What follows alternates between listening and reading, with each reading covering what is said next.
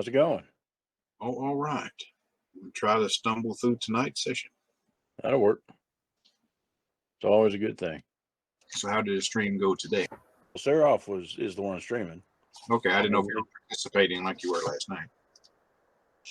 I've been watching. He said he had a meeting with friends, so he took a break. That may be us, actually. I'm not sure. I got you. I think that was the guy we were actually streaming with last night that Stephen was talking to earlier. Yeah, Mac. And he should be in, if he recalls. Right on.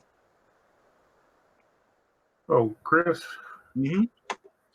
two things. I do have a power supply, brand new in box. It's a 550. Okay. And the other thing is I forgot to bring it. I've got a network card. Ahoy, hoy. You need a wireless network card. Is this thing That's allowed cool. to my green screen? Let's see. No, we see your green screen. I know. I want to know if this version allows me to replace my background. It does. It doesn't necessarily require the green screen, though. Fair. Yeah, it's got to build in. As long as you got enough video power to run it, I don't. So you get to look at the junk and load. Oh, I that was the first one I decided to click on, and I can upload my own. Okay, perfect. Yeah, you're in good shape. Wow, this is even animated. How about that? Yeah, no, I just saw it. I'm like, wow, this is pretty great. Okay. Got the green screen and might as well use it. There's a leaf headed right at you. It's great to see you guys. Absolutely. Oh, great to see you. Actually, Where's get to Beans? meet in person, as it were. Is Bean not on the chat? He hasn't arrived yet. The folks don't just magically appear. We may not see a couple until after 7. I know some of you guys joined and watched They're me Easter on 8. Twitch, but I wanted to let you guys know that I enjoyed watching you guys play Traveler on your YouTube. I like a good playthrough, and I thought I liked how it's going to sound really meta, but I figure this is the audience for it. A lot of games, the players they act like they don't feel empowered to world build a little. And I always try to get my players to feel like, look, if you want to be like, hey, I'm pretty sure I got a dwarven friend in this town. Can I go to, if you give me a heads up, I can create the whole thing. But like that shopkeep, like that kind of little stuff. Apply the first rule of improv, which is never say no. Yes and or yes or. Yeah, so that's what's going on there. And also this ties into a question that you had the other night. What system do we like the best? Frankly, no system. As the years have gone on, I've become less and less interested in the details and more interested in the journey. So the story is king. And if somebody comes up with something great, let's do it. We try to be more character-driven than system-bound. The rules lawyers just frustrate us. I think the key that's a heck of a thing to say to a game designer. No, actually, the key phrase he had there was character-driven. As over the years, because obviously I've been designing games, I've been really fascinated with how the rules can shape the story, right? Because a lot of players, they'll reject something, but if something randomly gets generated, think of the fun thing. A great example I had recently, we were using central casting, and that in central casting, you kind of give up a little bit of your background, your character history to find out who you are.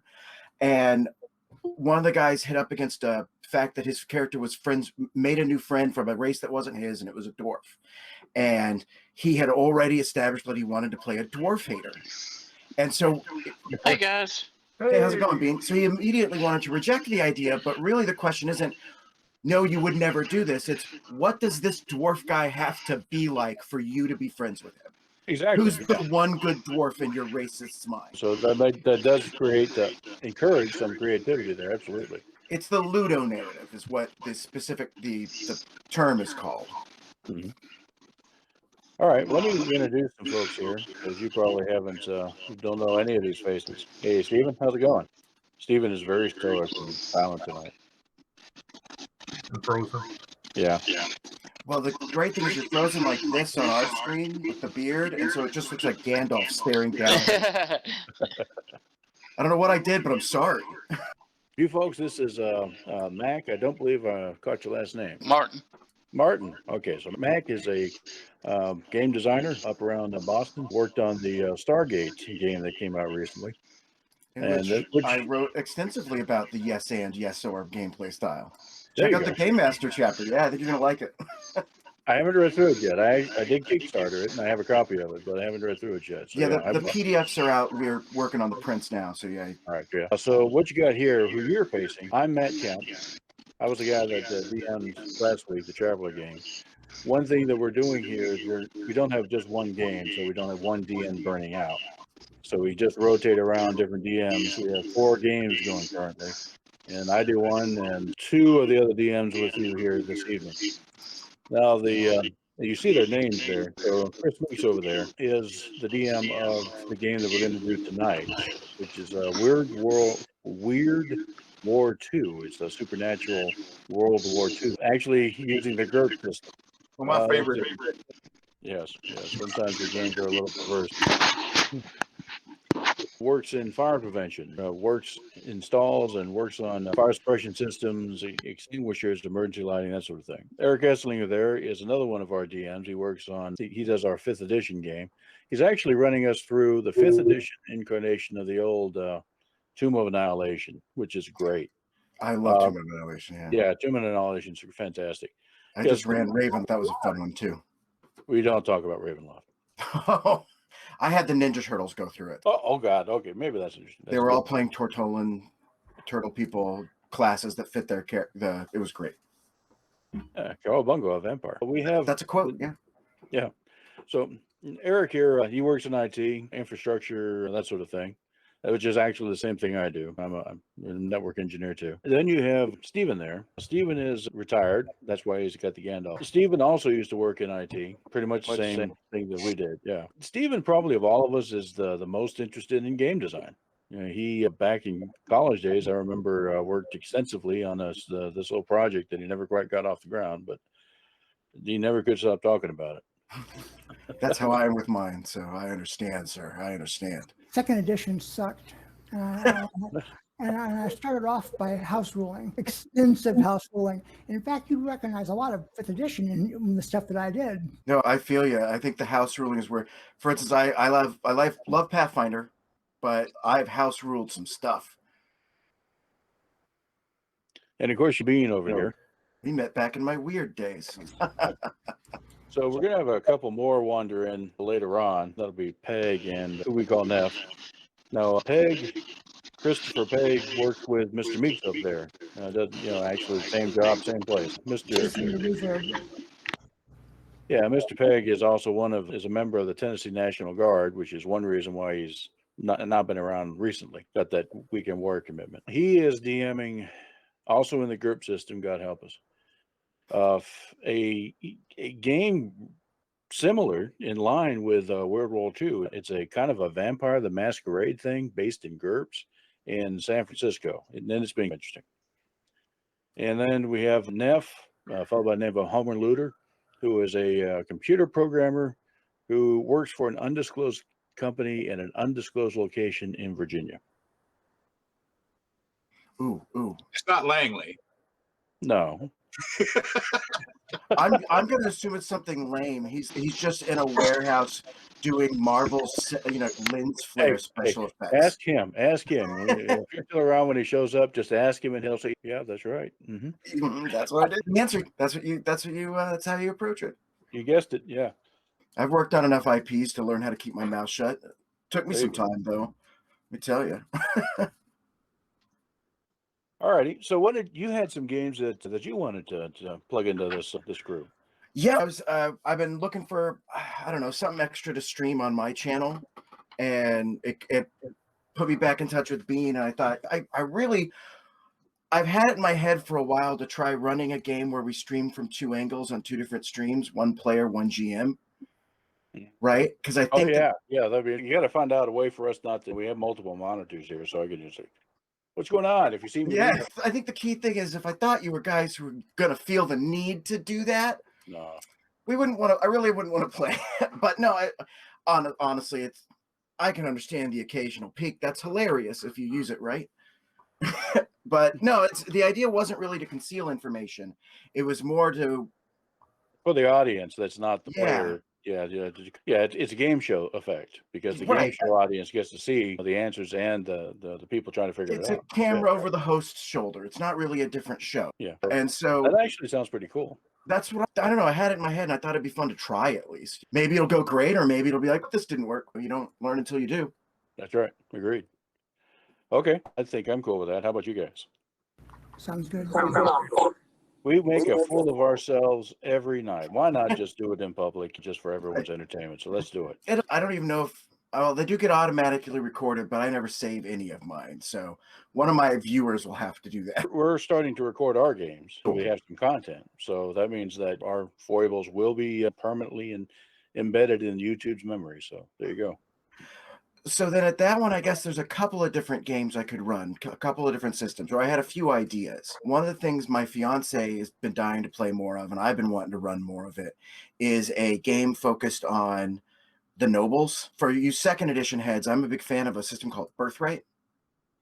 And another another generic-ish, but definitely D&D supplement called Central Casting.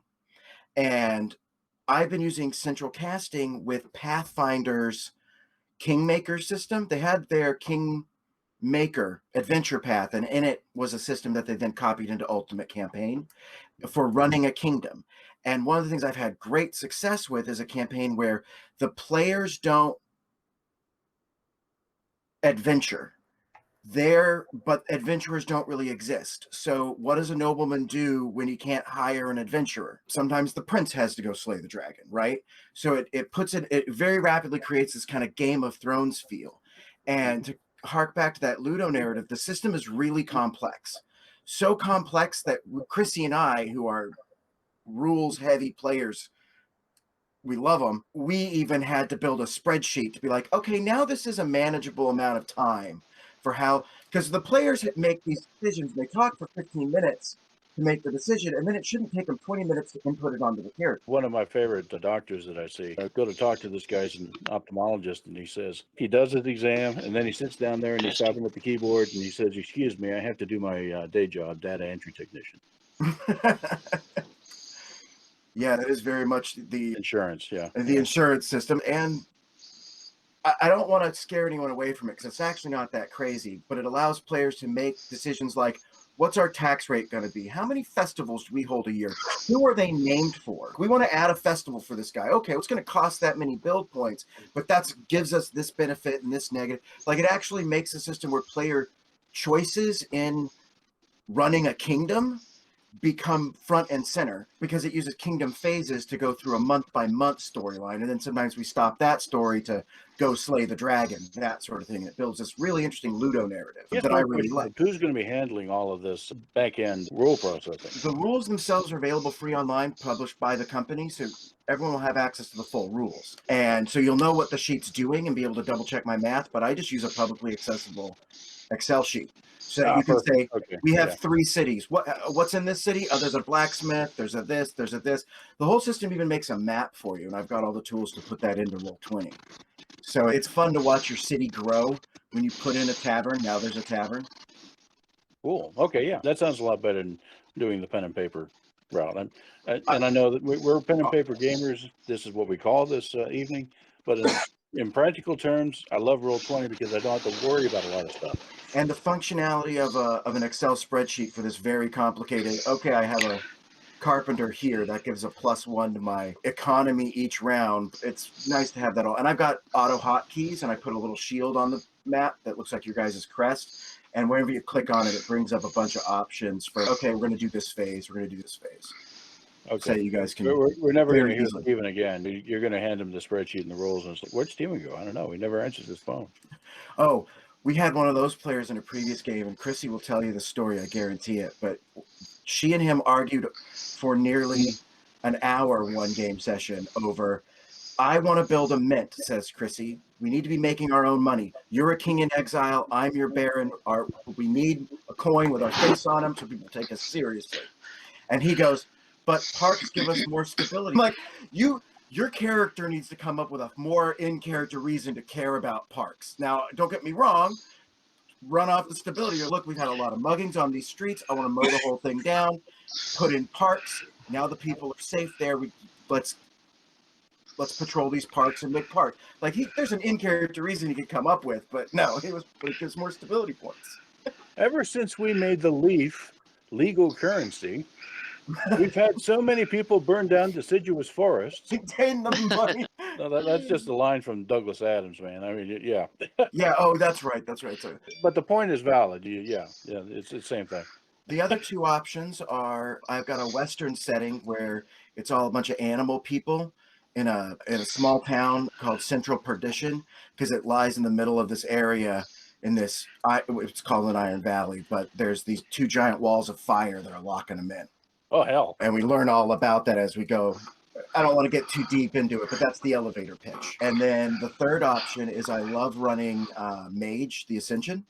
Mhm. I love its magic system so much. I've never done Mage the Ascension. I don't know much about it. It's a White Wolf system, so it's all D10s. And Mage, basically, your character has spheres, which are the kind of magic they can use. And then they have another generalized power rating and some resources to buff it. But the basic system doesn't outline, here's a spell you can cast. It outlines like all of the effects and how you might make them happen. So if you're varying invisible, you might shroud yourself in people's mind. If you're like a wizard or a witch, that kind of character. But if you're like a Ghostbuster, you might have a watch that reflects light around you. Looks like Chris has joined us. Mr. Peg. It's fun for those steampunkers too, because we can play that one really easy in Elizabethan era. Back from lands that are perhaps hotter than what you have to deal with today. Yes, very hot. It was extremely wet the first day and then dry and arid for the rest. So you brought the rain with you from Tennessee, and then it's like natural weather took over after that. Yeah, pretty much. Oh, Pretty boy. much how it was. Well, welcome back, man. Thank you. Chris Pegg, this is Mack Martin. Mack is a longtime friend of Jason's over here, and I also think you've met Jason, haven't you? He's Yes. One of our. Yes. Okay. And Mack is a game designer. Worked on the Stargate game Oh, cool. that just came out recently, and was wanting to DM for us. And he's been talking about some of the ideas that he has. So, Mack, please continue. Okay, so looking at the size of the group, because it looks like it'd be 6 players, 7. Oh, no, we got one more. He's about to walk in. So we might even be 7 to 8 players. One of the neat things about the Kingdom game is because it's month to month and because it takes so many people have to have so many roles filled, you have to have a ruler. You've got to have not an accountant, what's one of them, a treasurer. You've got to have a general. You've got to have a marshal. You've got to have all these roles filled. We've got so many people. A lot of our game sessions won't even have combat. It'll just be you guys around the small table trying to make kingdom decisions. Okay. And not to say we won't kill a dragon or two. So as long as the dragon can come in and fit around the small table, then absolutely. I am nuts when it comes to Pathfinder. I am happy to run, if you guys want, with the yes answers. I've run games where players play dragons, vampires, ghosts, all the weird stuff. If it's got a mechanic for it in Pathfinder, I will entertain the idea. Fair enough. I know the system well enough I can challenge even weird characters. So, Neff, how you doing, man? Not bad. How's it going? All right. This is Homie Looter here. We call him Neff. The fair is a common game identity. This is the gentleman that is the computer programmer I mentioned from an undisclosed company in an undisclosed location in Virginia. So, Neff, I think you've met Mack, at least in text, because Neff was the one that called me in to get you hooked up to the Zen Bassmasters Guild in 14 the other night. Thank you, by the way, for the guild invite. Oh, no. Oh, absolutely. I think the similar trust that you're showing us, I feel the same way. You've known Bean forever. Heck, just do your thing. There's no problem with you being in the guild and having full access to everything. And we're about as laid back as you can be without, hitting the back of your head in the floor. So check where the guild's stored. It's in the house. That's absolutely the easiest answer. Just go in there. There's a few million. I know there's a goal. I know there's a guild, like a base or hall, guild hall or something like that somewhere. Yeah. Haven't been able to find it yet. I'm getting there. Well, the reason is you have to actually advance fairly far in the main story quest before you can even get to the zone. But you should have access to the housing area that it's in. There should be a new teleport option. Sure. Okay. Yeah, I could probably teleport in there. I'm just enjoying the storyline as it is right now. So yeah, I got sidetracked doing crafting because that system's fantastic. Again, we'll never see you again. So yeah, that's the thing. And when it comes to 14, there's so much. Just take your time, pace yourself, enjoy it. There's no hurry. So I've been max level in WoW so long, I'm in no rush. Exactly. This is when I'm going to enjoy the game, so I'm going to do it. This is when a game is the Why most rush fun. why rush the max level? Heck, you're going to get there eventually. One of the nice things about Final Fantasy is the design makes sure that old content is still current content when you hit max level. There's still reasons to go do that. Yeah. Oh, and miniatures. You'd mentioned that. So Mr. Peg here is a miniatures gamer. Okay, cool. Look, wait, whoa, hold on, stop, down, boy. Down. Her miniatures got my heart racing. Oh yeah, no, I worked on the Warhammer 40k roleplay game, and they told me to play Warhammer 40k. Yes. Yeah. Yes, I do. Yeah, I have my Grey Knights here, and I'm so excited for the new codex. There you go. Can't wait. But my current project is called For Coin Not King, and it's a role-playing game where you play the officers in a mercenary company, and you build your mercenary company bylaws and all that kind of stuff, and there's in-universe things for it. But then the combat isn't like D&D fantasy combat. It's a miniatures war game because you've got your officer and his soldiers. Okay. Something new. We're giving it a try. All righty. So your three options again, because Mr. Peg and Neff here didn't hear all three of them. Oh, good. Okay. The elevator pitches. Kingdom campaign where the players play royals managing, or some sort of government body managing an area instead of adventurers. We use the D rule set for it, but it plays more like games of diplomacy or mafia in a lot of cases. And second option would be a fantasy Western setting where it's a bunch of animal people in an iron canyon with giant walls of flame on either side. And then the third option is I really mage the Ascension, at least for the casual fun times. It's a little weird to play over Roll20 though. It doesn't lend itself to Roll20 as well as a D20 system does. But that would also be a lot of fun where we do some sort of Wizards campaign, maybe set in the Victorian era so we can do some fun steampunk stuff. Well, actually, I'm amenable to any of them. I'm easy. I'll go for it. How about the rest of you? But we do need to give them one. I like the first Come on, option. we're The doing Kingdom one night where campaign. you're doing all three games simultaneously. You're over here, you're doing the spreadsheet, then you're doing the rolls, then you're doing the mage, and then you go Three back. 1-hour games. It's like a variety show. That's I right. want to defend my kingdom with a valley that has flames on both sides. Well, okay. Neff's trying to combine them both Honestly. together. I might, be Yeah. able to, Yeah. I might be able to make that work actually. Came to say hello. Ow! It would be unfilmable. That's always the goal. You want the game to be so crazy it's never could be made into a movie. The budgets would be insane. Or something. That sounds like our D&D campaign that was so long. Yeah, you're talking about the one back in the 90s? Yeah. Yep, I remember it. Oh yeah, these things can be. Christy and I played our first one for 2.5 years, and it only ended because we moved. We had a Trek campaign that lasted 20 years. Oof, yeah, that'll do. Yeah. Good stuff. I used to have a curse where any game I joined that I wasn't running would fall apart within a year. Had been my record, and thankfully my fiance has now broken that record by running a campaign for me for over the year. But at the time, it hadn't been broken when I got invited to come to a group. They had been running the same game for 21 years. Yeah. And within a year of me joining the campaign, one went to prison for embezzling. Another one was getting a divorce and didn't have time to play. And the third one, the GM was just like, well, I guess I'm not running anymore. Within a year, I destroyed this 21-year-long game. I need to forewarn you guys. There's an actor that reminds me of that, and Eric may remember his name. He shows up at the end of every good series. He's a good actor, but he shows up to replace some actor that dropped out because that actor saw the writing on the wall. So he shows up to replace them, and then the series just falls apart. And it's not his fault. He's a good actor. He's a bald guy. Yeah. And anyway, who is that actor? I have him in my head.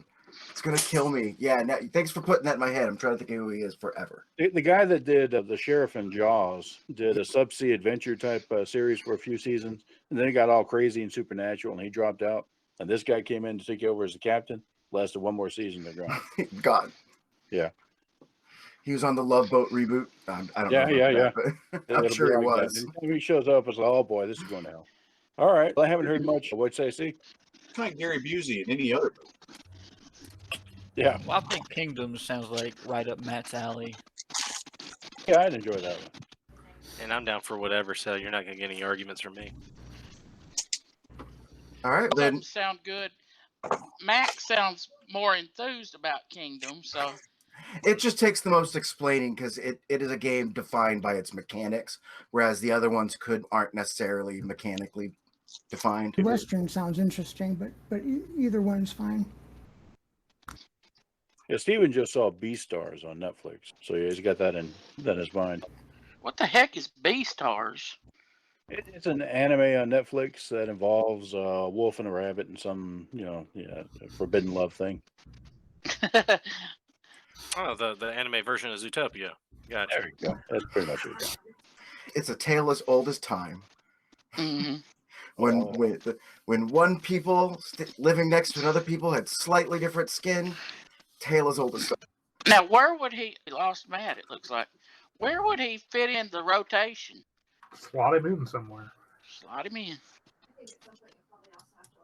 Yeah. Me being gone from messed up the sequence, the wheels of time. My bad. I wasn't having fun. If it makes it all better, I wasn't having any fun. Well, you're going again next week too. Yeah, but that may be the last time. Yeah. Who's up next week? It may be Mac.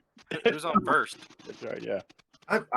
You want me to run today? I can get this thing ready in 10 minutes. Oh gosh. I think Chris is today though.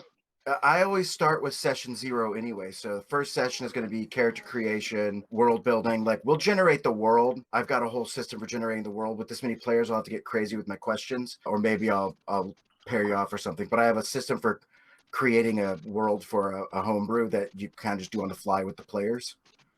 We do a whole thing. See, we really need to leave that up to you. You've spent some time preparing for this evening. So how do you feel about this?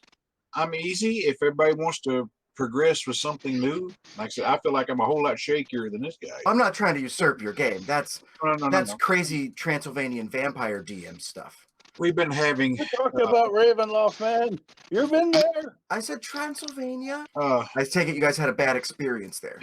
Yeah, Oh, yeah, you could say that. Sarah talked about the long game long ago. It involves some Ravenloft stuff. So Of course, because everybody's did. Everyone gets on the stupid stagecoach sometime. Him, who bought Ravenloft, and I said, okay, that's fine. We'll make new characters, but we're going to quit. We will make new characters and to play Ravenloft. By the way, when I said I ran the new Ravenloft with the players of the Mutant Turtles, I'm not joking. They were the 1980s from the cartoon Ninja Turtles, right before they'd met April O'Neil. We ran a whole alternate history for them with Teenage Mutant Ninja Turtles versus Strahd. I worked in Shredder and Kang. I brought in Casey Jones. April was in there replacing one of the key NPCs. It was. Hey, Matt, I think you're thinking of Michael Ironside. Oh. Now I have to IMDb him. Yeah. Hey, I mean, I'm He's serious. always typecasted as a villain of some sort. There you go. Yeah. Yes, that is exactly who I had in my mind. Yes. I came prepared in case Peg was not going to be here. I'm more prepared to do that next week when he's not. Okay. I may get lucky. I may just be able to turn in my stuff and be like deuces and come back. There you go. Well, back at a decent time. However things go. Yeah. I mean, if everybody's prepared for fresh meat, I'm good.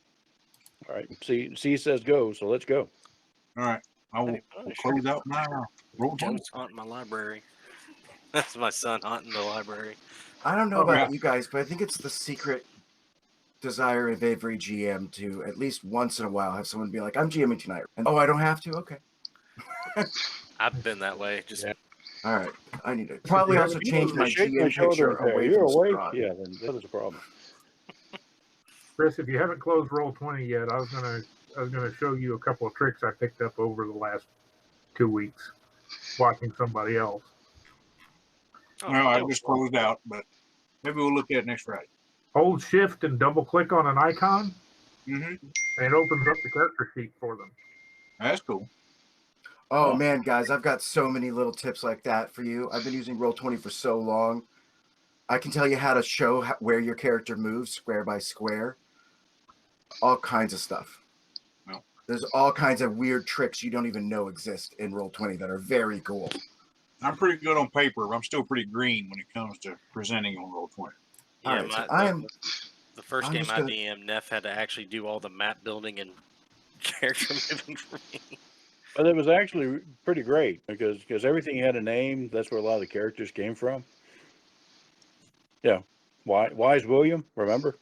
When Neff has nothing else to do but name things, and okay. you missed last week, Ron, not Isaac. Yeah. He said he saw that online somewhere. Oh, really? Okay. Yeah, the Traveler game. Mm-hmm. Yeah. I'll admit it's a game I'm watching on YouTube. I come and go, like my focus drifts in and out, but I enjoyed it. As ours does. What did you say? I'm sorry. Okay. Yes, exactly. Yeah, there's one other. I can't recommend it though. It's my. Well, it went pretty well. It's just the dysfunction of your players. Yeah, we were the ones that was on. Sorry, We not just make- We're smart. going to charge the plant and not charge the person with the bow. Okay. Game of Heroes. That's what I Puzzle always too say. hard. We fail. Setting everything up here. I'm setting up my defaults. Is Oh, this the a roll default 20 should be thing? death. Now I just got to build a Roll20 game real quick, Okay. I guess when I get back in there. and then I'll jump back and I need a picture for this. What are we gonna use for a picture? I need a folder. We gotta do this campaign. That means just I gotta have a folder here. About Warhammer 40K. Hard to see him. A little larger figurine at Walmart. Oh, nice. Oh, it's one of the is that Blood Angels. Sanguinus? Or is it just a blood? Is it a It's a Blood Angel Primaris Captain. nice? Is that one of the 3-ups, or where'd you get him? I found him ironically, at Walmart of all Huh. places. And so they're doing on that line. They had him, the captain. Then they had a Primaris Blood Angels heavy with a plasma cannon, and they had the colored version. Then they had primer versions as a joke, and then they have a Adeptus Sororitas sister. Are we sure it was as a joke? I would definitely paint one of those. I would. There's Right. a lot of people have been seeing on Pinterest, been painting theirs as a custom chapter. I always like to paint up some Storm Wardens. They're always cool looking. There you go. Let's- The biggest one I saw was I call them the extra chapters. People that are not truly canon, but fanon. Soul Haunters is gray. They have white helmets with like a red hand mark on their helmet. I thought that. looks I cool. think that's in the. It's probably from one of the old codexes where they would sometimes just do a bunch of different. Here's 50 paint schemes. Yeah, my Chaos Space Marines,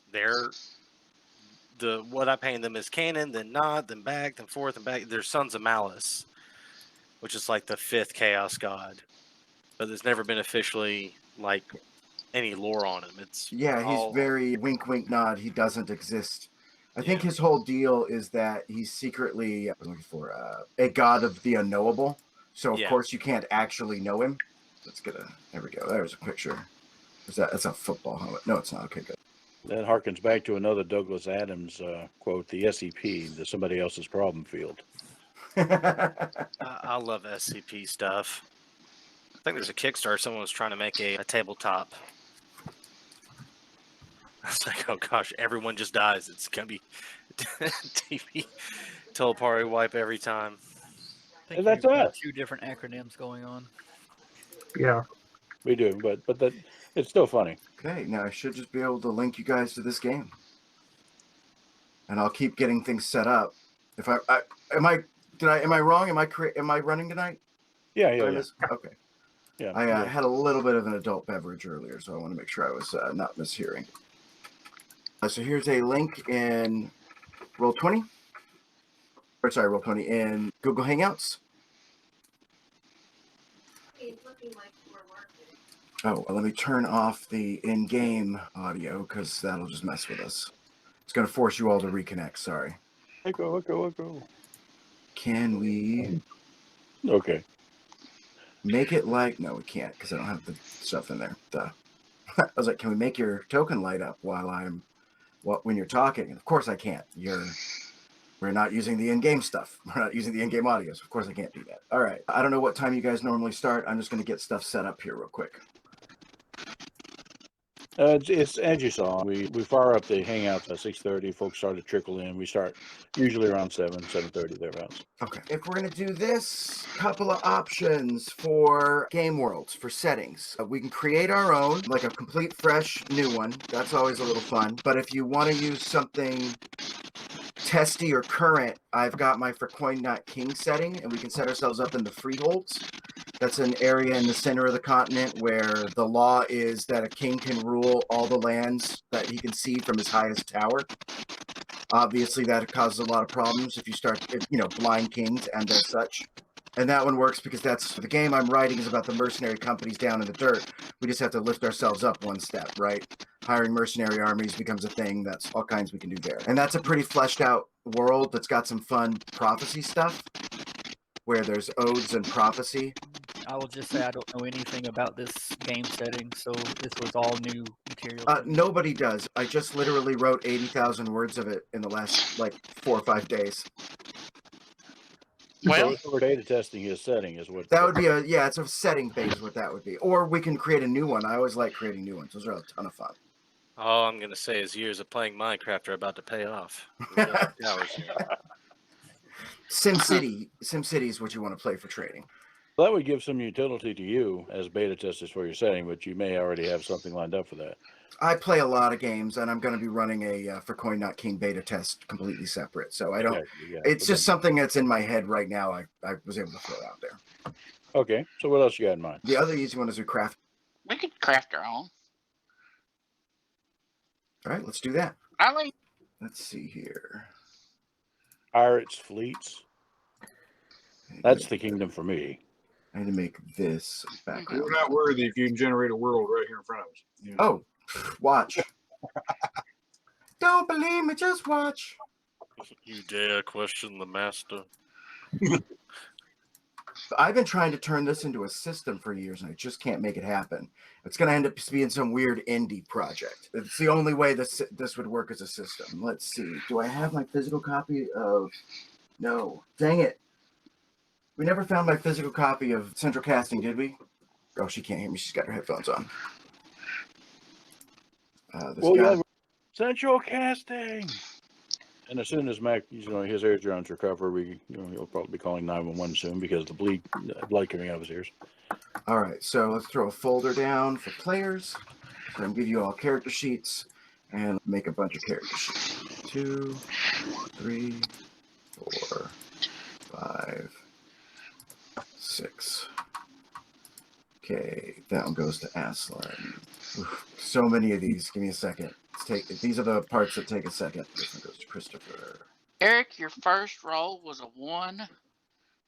Okay, because we won't be, since we won't be playing this game weekly, since it's going to alternate, I think it's very helpful if everyone keeps their characters fairly archetypical. I enjoy the occasional Mary Sue as much as the next player, but I think with this many players and having to track the campaign over sessions where we're broken up and may not play every week, I think it's going to make life a lot easier on all of us if we no munchkins. I wouldn't even say that. Look, if you end up playing the vampire power behind the throne, or hey, maybe the king ends up being a vampire, I don't know, then there's always a level of munchkining that can be entertaining. If you think you're a better munchkin than I, then we're going to have ourselves some combat scenes, let me tell you. I'll let you and Steven duke it out there. Yeah, it's really less of a matter of munchkins are a problem for GMs who haven't been playing the same system for 15 years, 20 years. So let's see. I am lost on the definition of munchkin you're using. I know of a board game named Munchkin. It was originally a card game, wasn't it? Technically, yeah. Okay. Hey, Doc, so now I need to bring over... See, what'd you say? Doc, shoot me that link somewhere or another. I didn't get it. Yeah. The invite. Are you looking in chat here in the meet? Yeah, he put it in the meet chat. Okay. I guess that would be explaining. I was looking everywhere else. I'll also put it in the... I can throw it in Discord if you need. There's so many... I'll make sure I have the right one. All right, hang on. I need to be sharing this, so let me do that. Put you guys over here. And the window. Actually, let's put this over here. I told my thousands of followers that I was going to be gone shortly, and I would be back to stream Final Fantasy. They're all wondering, where did Seraph go? Yeah. go ahead and stream this. I'll put a graphic here up on stage in game, and that is Chris M. Yes, got it. So I just pulled this from the one of the shelves of the library. It's hard to see with the filter, but it's the Munchin's Guide to Power Gaming from Steve Jackson Games.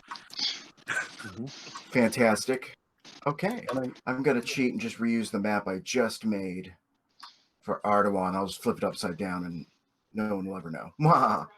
From the land down under, we had no idea. Yeah, right. They're literally from the mirror universe. Everybody, quick. You need a goatee. Everyone need a quick crow goatee.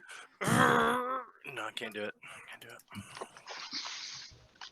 Oh, that means all our characters are going to have goatees. So if you have that like dragon character, you have the dragon goatee. Gotta have that dragony goatee. Yeah, that's right. Yeah. So it's done with horns that come down in front. Oh, nice. I like yeah, you gotta get clever with that. That way it looks like he's got those buns. Can I turn off? Yes, sweet. I can just so now we have to figure out how to do a chipmunk king or a hamster king with a goatee. Is this tribute just wood chips? Wood chips and sunflower seeds. This pleases me. Let's give Photoshop a moment to export that. This is campaigns, Zen Bassmasters, Ardawan map. So anybody file is too large. Oh, son of a. Save as. Got to do the careful export is what I got to do. Export as. Guess I need to go JPEG instead of PNG. It's not like I need any of the PNG stuff. Oh, there we are. That's does not need to be 6,000 by 3,600 pixels is the issue. I don't know. Maybe we need that level of detail. We're easily lost, so you might as well make a map that we get lost in. We're largely nearsighted too. What?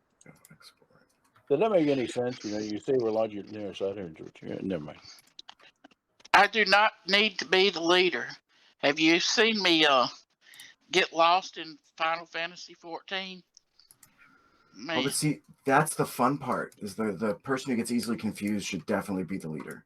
It doesn't have to mean your kingdom may not have a good leader. You may be that leader that everyone has to solve problems around. You wouldn't be the first kingdom in history. Politics. Oh, did it do just a square of it? You know what? That's fine by me. This is our area. I will. This lets me do a lot. He keeps moving.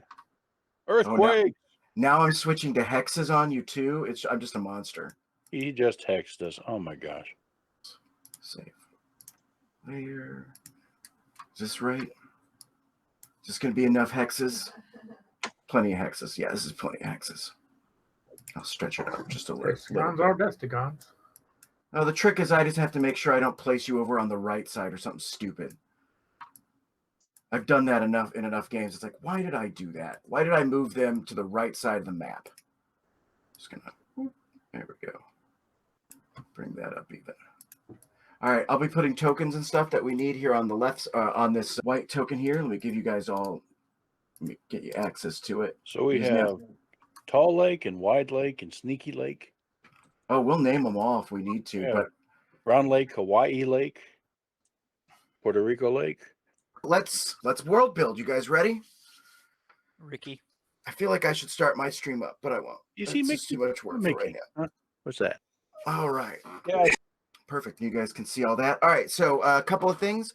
I don't hide my dice rolls, just as a matter of course. It's a very simple reason. I follow the rules of Pathfinder for encounter and creation. You will never fight anything you shouldn't be fighting. I don't like to spring that kind of... We will be fighting things we shouldn't be fighting. You're touche. I guess you'll be the judge of that. But I broadcast to my players. You'll know by how the dragon is introduced that this isn't something you're going to hit right now. You know what I mean? And if you are free to do what you want, threats are as they are. I'm going to be very clear about broadcasting what those threat levels are. I also have a house rule. One of the things with Pathfinder, let's start here. How familiar are you guys with Pathfinder? Fairly? Pretty good, yeah. Okay. So we've done a couple of Pathfinder games. Okay, a couple of the house rules I use. My fiance is credited for this one. Bless her. Executions. If you want to coup de grace somebody, it is a full round action. This simply means that there's an entire turn where people get to try and stop you before it comes around. This is twofold. This is the kind of campaign where that's going to come up more than an adventuring campaign. There's a lot of Ned Stark moments, if you will. That's just a house rule. Even in the middle of the combat, if you're coup de grace someone, you're bringing the sword up high. It's all dramatic and stuff, right? And maybe I'll allow a feat if you really make a case for it and you want to play the Hound. So that's one of the house rules. 2, if we end up using firearms, I don't know if we will or won't. I'm fine with it if we are. They are, and if we're using black powder pistols and black powder guns, they can be rapidly reloaded. They can never be fired more than once per round. In Pathfinder, multi-attacking is a big deal. However, firearms are exceptionally good at a feat chain called Vital Strike. If you want to be good with guns, there is a really good set of feats. You will be blowing people's heads off. It is fantastic. But there's a set of feats that will make it feel like firearms, where you're firing it one time per turn and you're knocking that guy off a horse, right? Like, we're going to make it feel like black powder. We're not going to have any of these guys firing a black powder 12 times in a round. So you melted your iron barrel. That's a fascinating choice you made. I hate the unrealism of their gun system, and this fixes everything.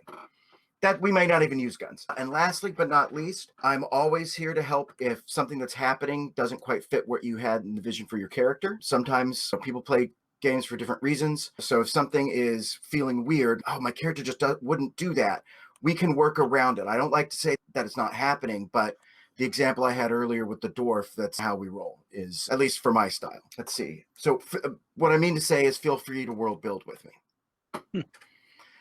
So let's start with the world building. If nobody has any questions, Oh, tons of questions, but we'll get to maybe that they'll get answered. Okay. Yeah. I don't know enough to have any questions. Huh? I don't know enough to have any questions. Sure. Okay. So let's build the world we're setting in. We've got 1, 2, 3, 4, 5, 6, 7 players. Okay. Is this my full complement of players? Yeah, probably. Okay. And 7 we'll come and questions. go. And that's one thing you need to know about this group, is that we're not 100% attendance. We RLTG, real life trumps game, so folks will come and go. So this is also a game that works well with that. All right, so first question. I'm going to give this one to Chris. I'm going to snake down my pictures here, if that's cool with you guys. So Chris Pegg, or do you prefer Christopher? You can just call me Peg. Works. Peg. Other than precious minerals in the form of coin or gems, how do nobles exchange vast sums of wealth in this world? What is their unit of currency? Probably a specifically minted coin with a... That's a precious mineral. It cannot have value on its own, is the idea. Oh. It's not a scarcity value. An example from real life is tulips. Tulips were worth way more than they should have been, and nobles were handing them over to each other all the time. Tulip bulbs were going for thousands and thousands of marks over what they should have gone. Things I've had players suggest that have led to some fantastic games, or one player came up with wigs. I went nuts. I was going like the same way. Hats. Okay. So in this world, the history of hats has taken on quite a bit of meaning. More importantly, because it fills in that headband slot, which the fanciest of hats don't give you the mental stats because they do other things. So it's a choice when a nobleman puts on his fancy hat. It's literally maybe making him dumber or less charismatic. As a nobleman, it is making him vulnerable. So an exchange of hats is a big deal. It's an exchange of vulnerabilities because of the way magic items work. Okay. Yeah, I doff my hat to you, good sir, now has some meaning. Okay. Hats of historical value is what we're going to call them. Yeah, there you go, Matt. Yeah. It's a little bit like whose line it is anyway. Jason, piggybacking off of his, that means jousting is done without a helmet. Your goal is to knock your opponent's hat off. This game just became great. Let's see. You're welcome. Oh no, and I lost Bean. I had just said Bean's name. Good, that gives me a second to come up with this next question. There he is. There, he's back. Okay. Can I move people around in this thing? Can I move his picture back to here? No, bummer. Okay. I'm back. I'm sorry. No worries, no worries. I was just figuring out your question anyway, because the hats one was a good one. That kind of threw me it took me a second. Oh, here we go. Standard secondary one. Jason, What element of magic, however you defined that term, be it elementals like fire, cold, etc., or schools of magic in the traditional D&D sense, elements of magic, what element of magic does not exist in this world? Necromancy. So just necromancy does not exist. That's right. I don't want to be fooling with undead. There goes your Oh no, battery. you don't get that part. There's just no necromancy magic left to fight them. There's no magic to tell where they're at. Okay, well that'll be even more fun. This is the magic system, not the you're never making Okay. any, but yeah, it means that no necromancy magic. Yeah, one of the key elements to a lot of my game system is there are no right answers. There's only 2 bad choices. Pick one. Sometimes there's 10 bad choices, but everything's got a downside. If I hand you wishes, you better believe I'm here to play a Jafar genie. Kemp. I'm going to go by everyone's last name since those are shown and different. Let's see. Yes. Next question would be, how long ago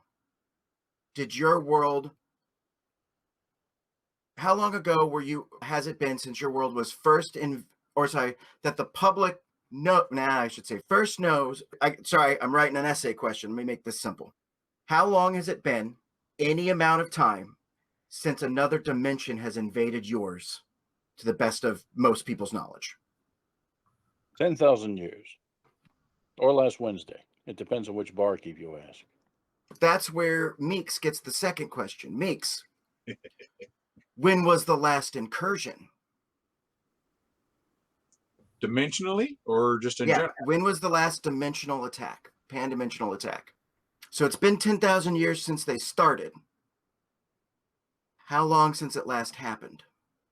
Was it yesterday? Was it 10,000 years?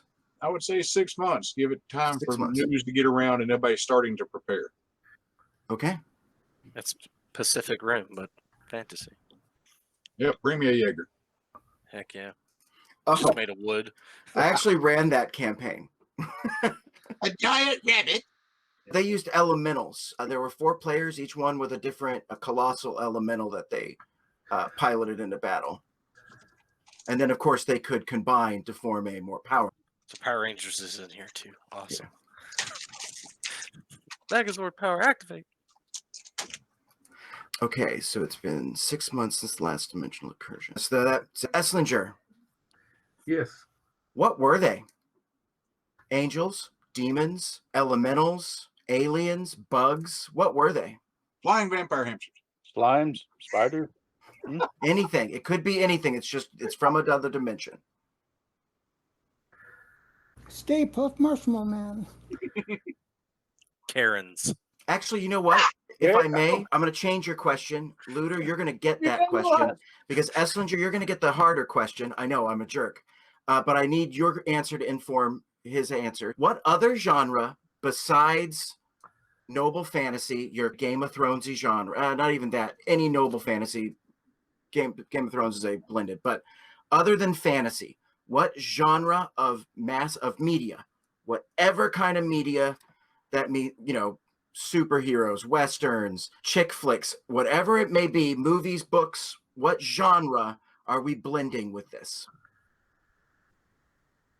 Answers I've had in the past, horror was a really good campaign. Mythic, kind of gods was another one that we had where the gods were really key, things like that. One player went, well, what is Swords and Sandals fantasy? I'm like, no, not traditionally, so it is now. Go with kaiju. Go with kaiju. Big eyes, small mouth. Is that a genre? I'm not very familiar with the tropes of that one, but this, everyone is of course free to throw in ideas, but Esslinger is the one that gets the final say. There's no voting. You got to pick, but they can give you ideas. Since we didn't get to what I was leaning to, let's mix a little in with this. A Western? We can throw in Western, sure, for sure. Okay, so let's throw in Western. Now, that means I'm going to be using a lot of Western tropes. For instance, I was thinking earlier about jousting, but obviously you people have duels, and the goal of a duel is to shoot the hat off the man's head. You're not trying to kill him. You're trying to get a bullet so close to his head, you're proving you don't have to. In this case, crits are really bad because that means you hit him in the head. Look, you're aiming at a hat. There's always a 1 in 20 chance you hit the head. Let's see. I'll come up with some fun knocking the hats off, but Westerns can do. Then, Looter, then that question before that I was giving him before falls to you. What was it that invaded? Okay, this is a multiple part answer. I was interested in one of my favorite enemies I've read about recently. It was called the Mind Brood. And what it was is it goes into the person's ear, eats out their brain, and it also replaces the brain as it eats and grows, keeping the memories. And eventually it'll grow to the point where it will be a person walking around with an alien brain. Oh, so they're body snatchers. In a way, but also after a while they can eventually grow, become an actual insect-looking thing that will lay eggs, and those eggs will hatch and spread. Well, but I wanted the whole point of the hat's importance to be it provides protections against them. Body snatchers. Yeah, so absolutely. Maybe the protective enchantment that's based in most of these hats. It's not even that complicated, actually. One of the ways to tell these things exist, I'm going to take some, I'm going with alien body snatchers, but it's not going to be everything you just said because it's, sure. It's ours, right? I was just describing what it was in the book. So. Sure, okay, but I like alien body snatchers. And this thing, what it does, it literally burrows into your skull, but it does it's instinctual. It does so through the actual top. It has a burrowing thing. So when it's happening to you, it's not fast. It hurts. And so typically someone has to hold you down while it happens. So other people who have been infected will hold you down while this thing burrows in. So it's person to person deal. And that's actually how you find them, is there'll be a little hole in their skull. And eventually hair will cover it over. So everyone wears hats twofold. One, it protects you from these things because they're literally almost everywhere. They're like mosquitoes. People are constantly swatting them off their arms and everything. You make sure that there's thrushes in your bedroom and you go through and fumigate alchemically. People got to get rid of these things. They're everywhere. But yeah, they come through in storms in the sky every so often. Those started 10,000 years ago, and last big storm, we need a name for it, but the last body snatcher storm happened about 6 months ago. Nice. And pet spiders because they put webs up, catch them.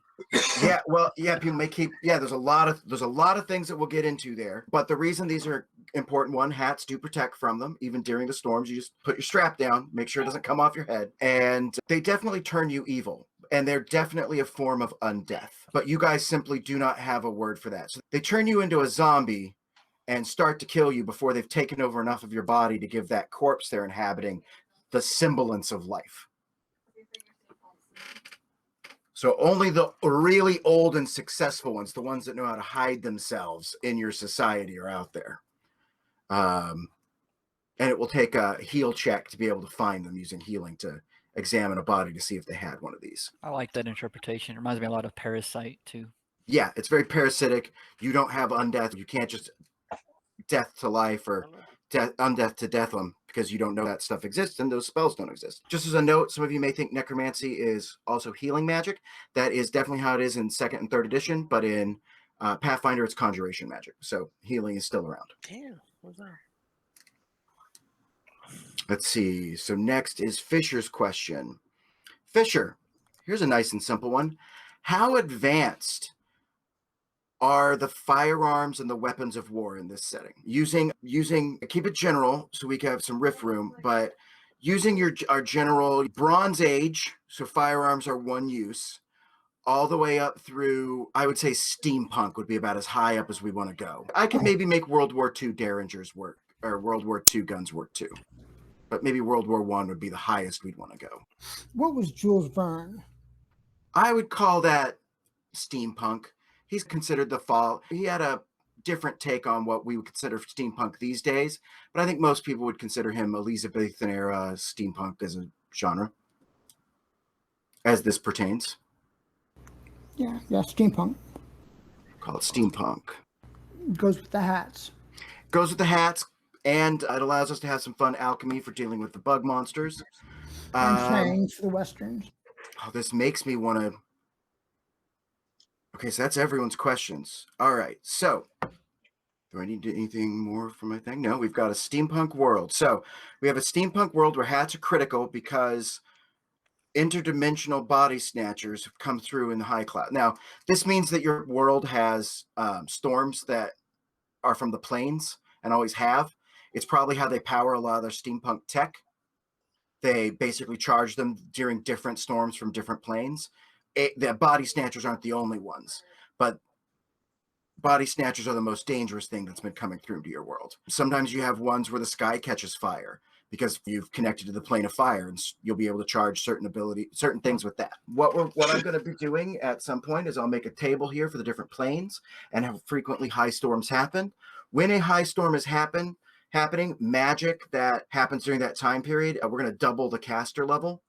So you don't learn new spells, but every spell you've got supercharged. The other thing we're going to do is, unless you're playing specifically a gunslinger, because this is a very gunslinger forward setting, unless you're playing a gunslinger, your character has to have some form of magic.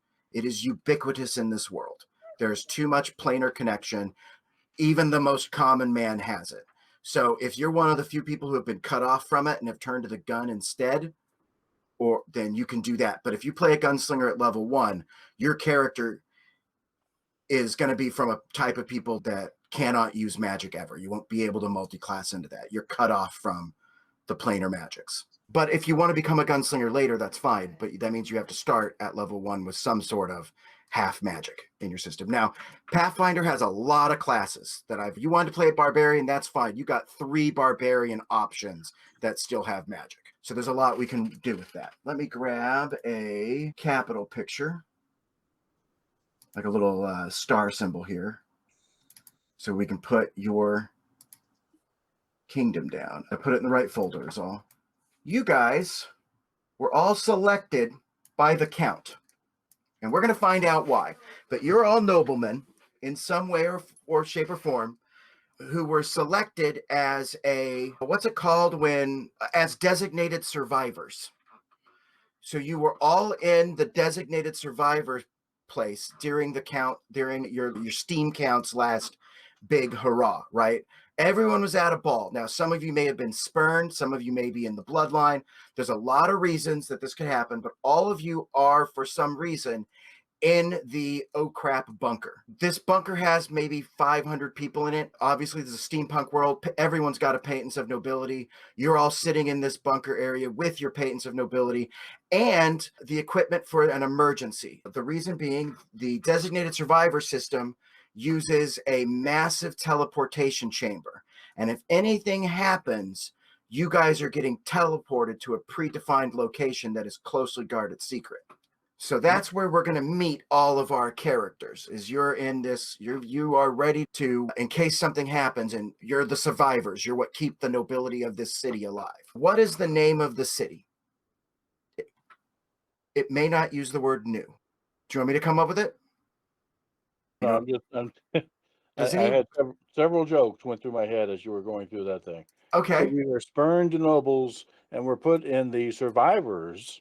Some of you are spurned. Some of you, would be that. But one of you might be the prince, legit here because they have. Let me finish the joke. I'm sorry. I'm so sorry. If we were spurned nobles put in the survivors bin, and we have the teleport thing over there, again, another Douglas Adams thing. This is the Sea Arc. They have the teleportation. Where does it go? To the undisclosed location. It goes to that wall of fire that we have from the previous thing.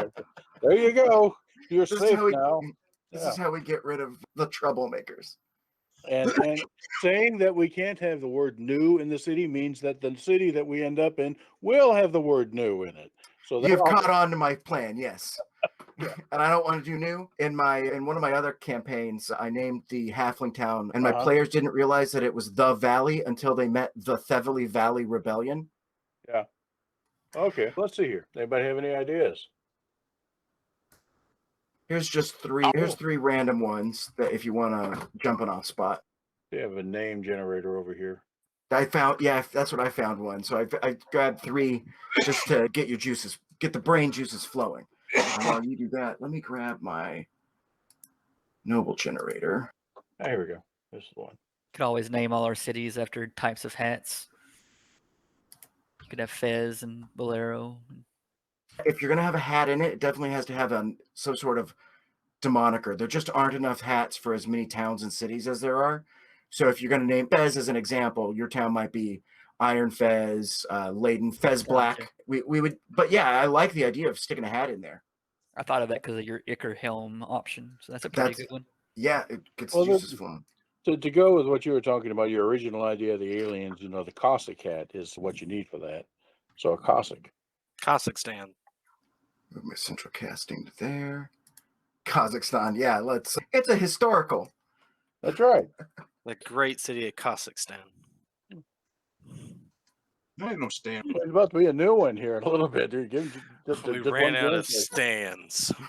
That's right. We had too many to begin with. No, his kidneys gonna get short. You new in town, your name happened to be Stan.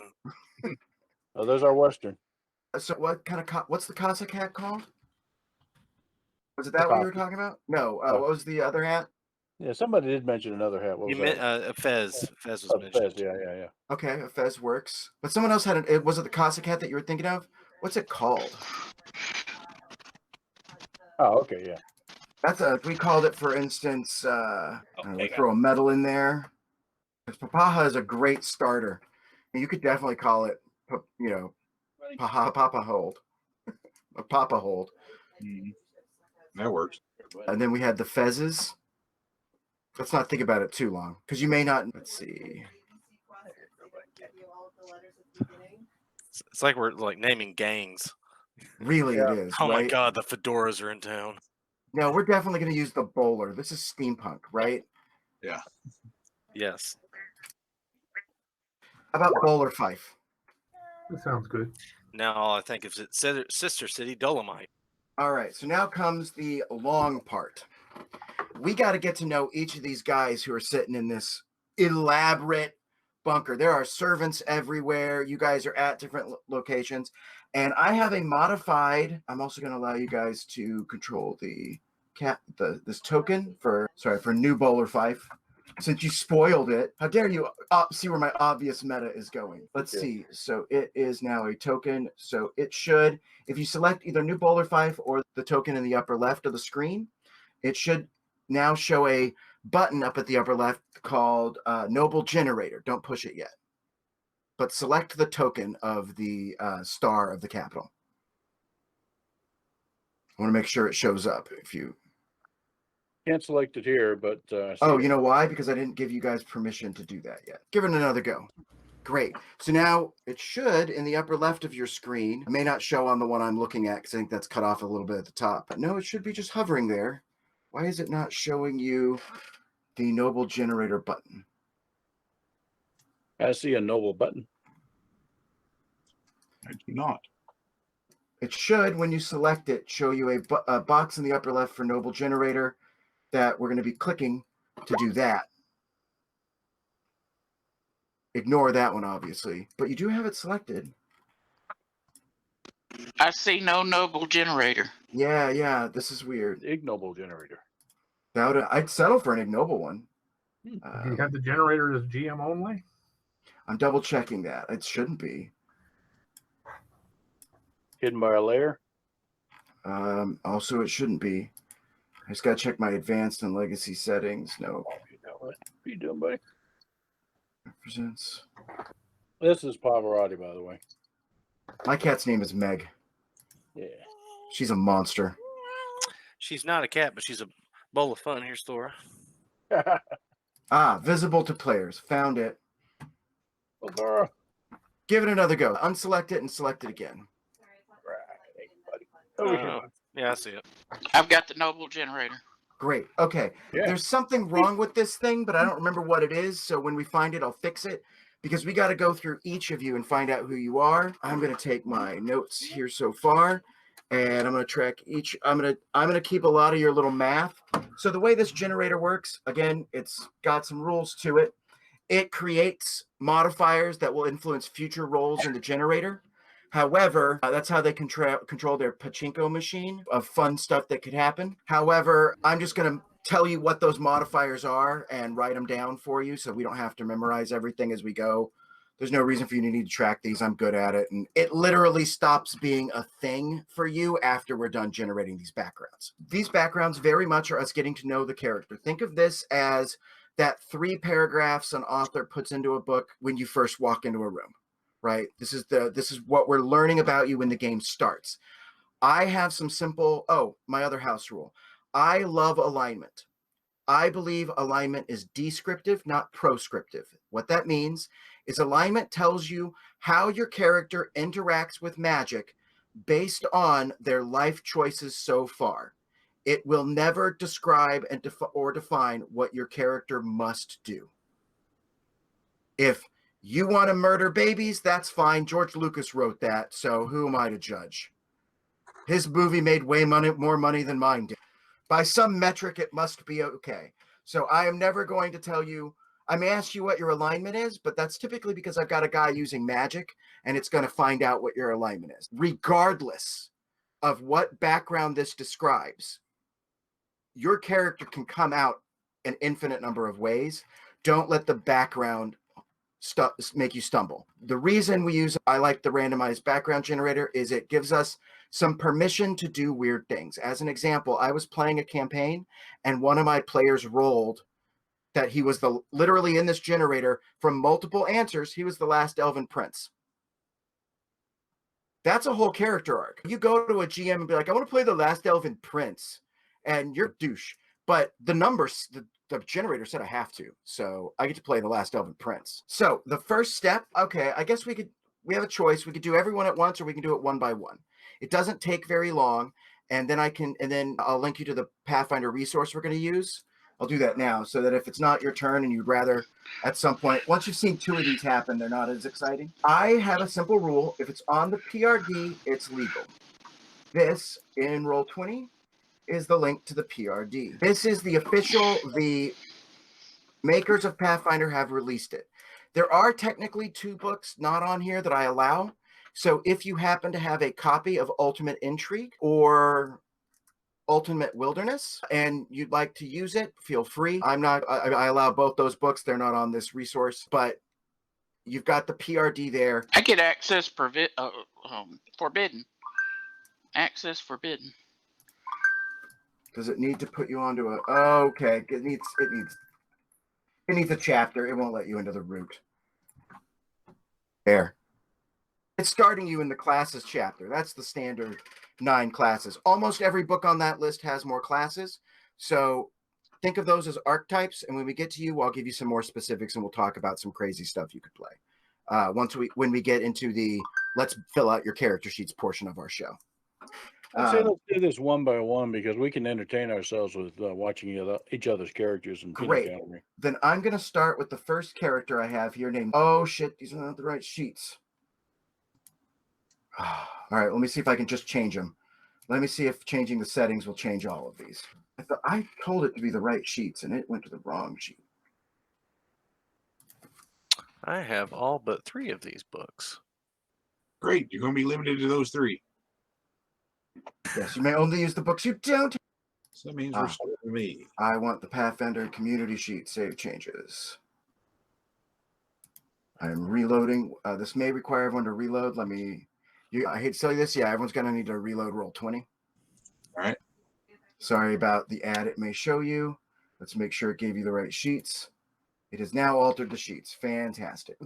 Currently, if you're looking at your sheets, you're looking at a bunch of options. Click on the use spells box and then click on this. It's in your list of options. The only thing you need to click is uses spells and then come up to the top in settings. There's 3 boxes at the top and just click settings to turn that off. And now you'll be looking at a regular character sheet. Okay. It's way at the top near the word Pathfinder, right next to it. Come back here. Where'd I go? If you end up playing a gunslinger, we'll turn off the spells so you don't have to see all that crap. So we're going to start with Zufar Ibrist. I have the book here. You're just going to have to trust me on what these answers are, unless you want me to share my screen, in which case I will. But that means our first player gets to be our guinea pig to find out what's wrong. One of the things I'm going to do, guys, is put this full screen on my other page, or I'm going to open 2 copies of it here on my other screen. So I'm not going to be able to see your lovely faces for a minute. My apologies in advance. All right. I'm going to have to ask you to back me up now that I've got my character sheet up about what I need to turn back off. No, you need to turn one thing on in that list of options, which is uses spells. Okay. And then up at the top near the word Pathfinder, you've got 3 little buttons. Just turn off settings. It's blue now. Click it so it turns white. And that will get you to a normal looking or a character sheet. Gotcha. I know all of the codes, and I will help you with your sheets when it comes time to fill them out. For instance, you just turned there's 2 different modes there. You turned it to the simpler mode, but there's codes we can input, so it does a lot of your stuff automatically when you're level. So we're gonna make Pathfinder real easy this way. All right. So the first player I have with a character sheet in my list is Zuffer Ebrist. That's me. That is you. So would you please go ahead and click the Noble Generator button? And when we find out what's wrong with it, I'll edit my Noble Generator. Oh, come on. Where'd it go? There you go. Okay. First things first is your character race. No one gets to pick the race they're born as. You, sir, are a dwarf. I once had a player who's like, I always play this. I'm like, roll the dice. And then they got it. And I was like, you could never question me again. Let's see. I'm trying to close. Can I not close this? Ah, I can. Okay, great. All right. So you are a dwarf. The next role is cultural background. So now we're going to find out what kind of culture you come from. Okay. I've just got to. There it is. Oh, no, don't click it again. Oh, goodness. Sorry. Didn't mean to screw you up. It did them all. Yeah, it really messes with my eyesight here. I'm sorry. Yeah, that's all right. I'm going to copy and paste it again. You don't have to roll it. You don't have to roll, which is the nice thing. I've done it all once. Someone is breathing into their microphone, and I can't see who. It's killing my ears. Oh, it's Bean's microphone again. It's all messed up on him. Probably me. Does this thing not have push to talk? Or can I turn on push to talk somewhere? Yeah, let's use this fan though. I don't see where the options are. I'll worry about it later. Oh, where was I? I had to reload, and now I've lost. What was the setting that we turn off? You want to turn on uses spells, and then at the top near Pathfinder, you want to click the settings button. Yeah. That'll hide the settings. Right now you have the sheet in settings mode. You just click settings, and it'll go to a regular character sheet. That's all you need to do, really, to get your character sheet set up from here. All right, so you are a dwarf from a... Oh, I missed it. Social status is there. Cultural. Your cultural is a 9. You are from a primitive society. Now, primitive does not mean technologically. It means you're from a part of this society, in this case, the dwarves are, that didn't advance on its own and keeps to very primitive, I'm looking for it, structures. Yeah. Use of technology. Not technically use of technology. It's more how your leadership functions. You haven't gone all the way up into capitalism. Your dwarves apparently run on clans.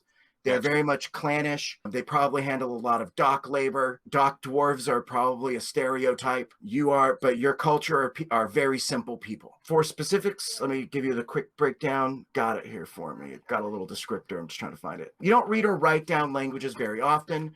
Dwarves probably have a pictographic stone language. They probably do all their history with statuary, both big and small. Yeah, your chief industries are procurement of food and that sort of rigmarole. They're farmers. They may have guns, but dwarves typically farm mountainsides and do dock labor and that sort of thing. Next, we have social status. So within your group, you were considered destitute.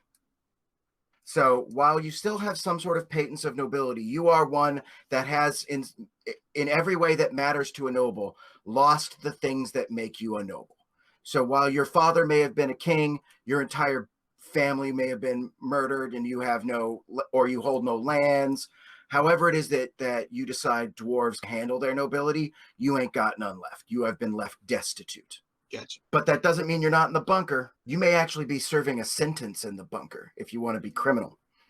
If you want to be destitute from being criminal. The guy's bringing the wine down here, and he just had a bit and fell asleep down here when got the rest of it. We're going to find out when we get to what his actual noble title is. So there's a lot we have to know about your character still from this. I'm just throwing out options.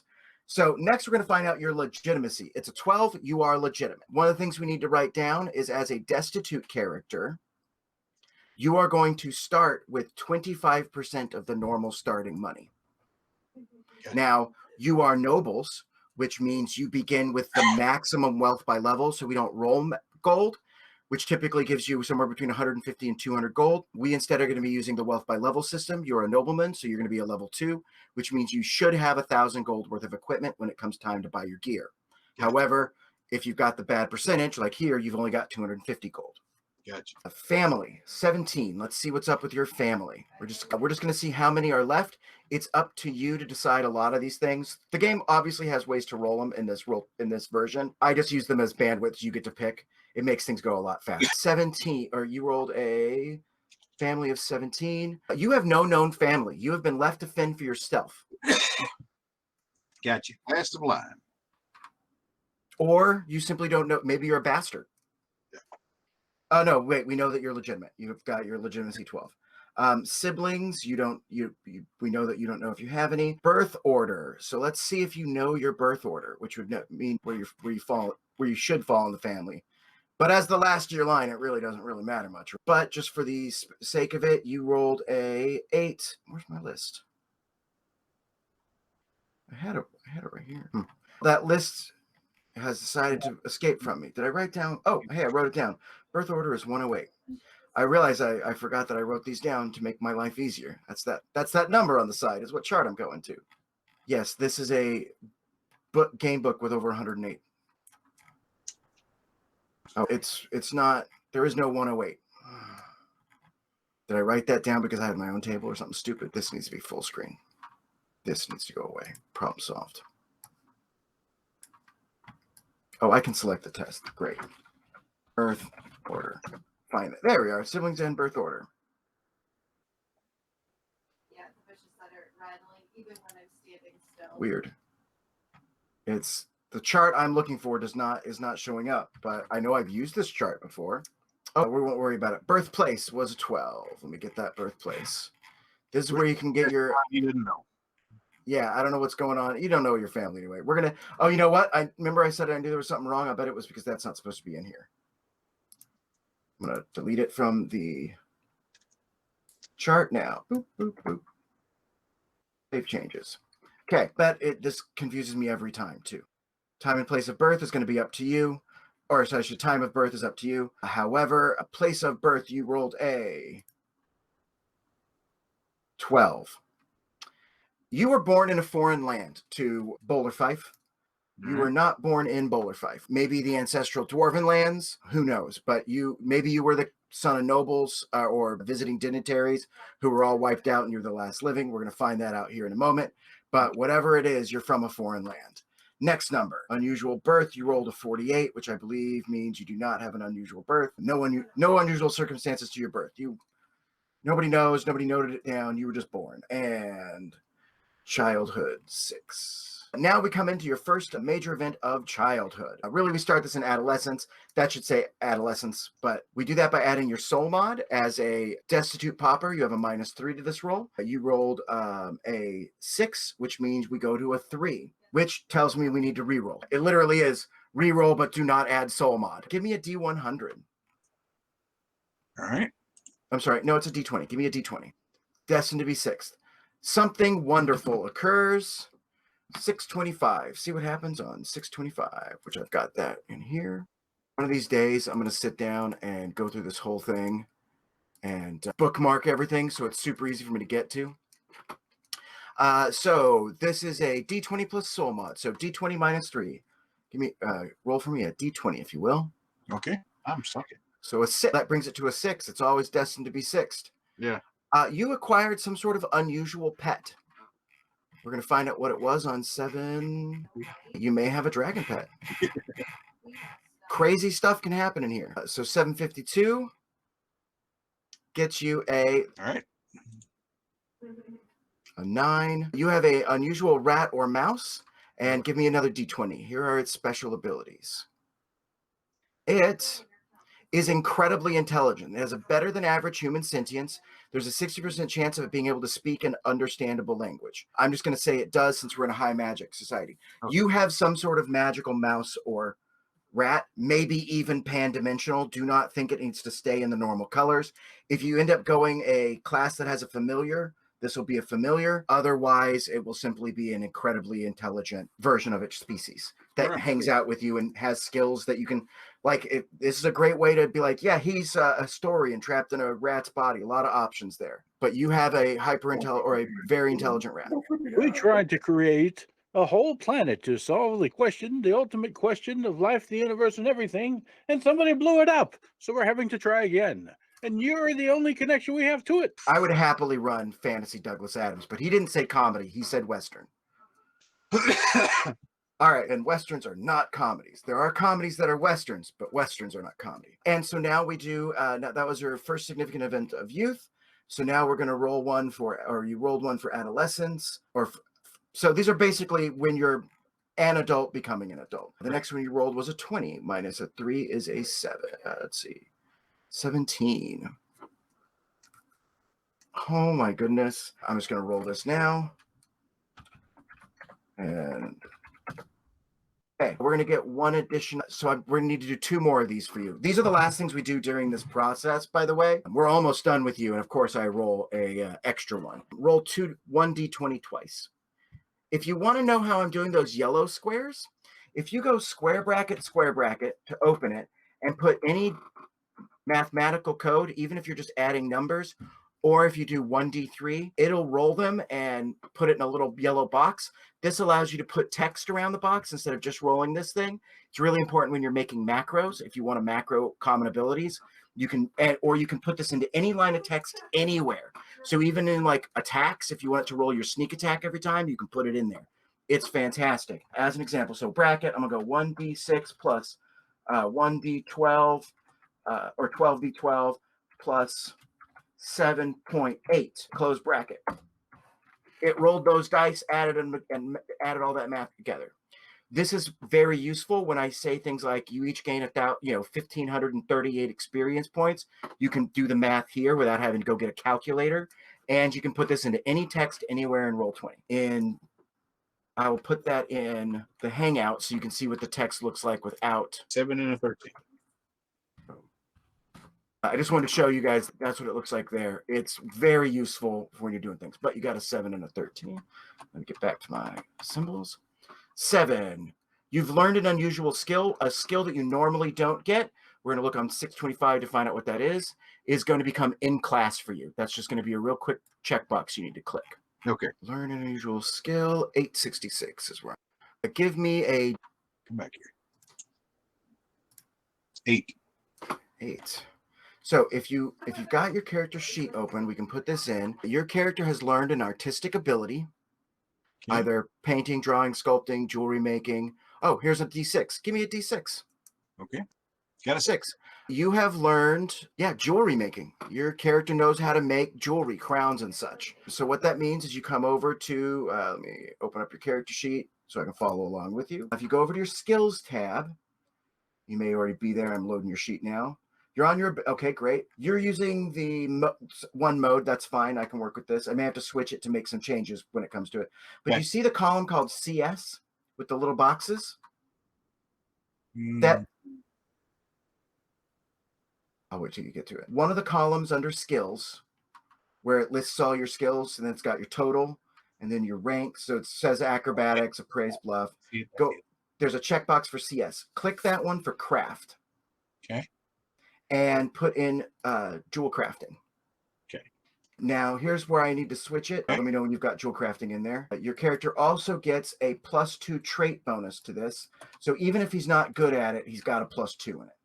Gotcha. That's just one of the things you learned as you were in this growing up. You learned a skill, probably from a jewel crafter. Dwarves have an eye for stone and gems. It makes sense that you learned this. Someone thought to teach you this because it's from your homeland. Maybe you even did it as a child. And then the next one you got was a 13. Mm-hmm. I don't know why, but the first one always takes the longest when we do this. And this age-specific event occurs. Give me a... No, we already know what age we're in. So we get a special event. Now I need another... These are the crazy ones. Your character learns to speak another language other than the language any racial languages. You get a bonus language effectively, and it can be a weird one. It actually probably needs to be a weird one. For instance, one of the elemental languages. You may have learned techniques for speaking Terran, the stone language, for instance. Okay. where you know how to grind your teeth together to make certain noises. Maybe you've got like some bark or a stone you grind in your teeth to actually be able to speak Terran. But you know how to, you need to know how to speak a weird language. That makes sense with the stone thing. Yeah, maybe it's even the same person who taught you how to jewel craft. You Right. did roll them together after all, right? Yeah, exactly. Maybe you Let's say he learned to. could speak rat.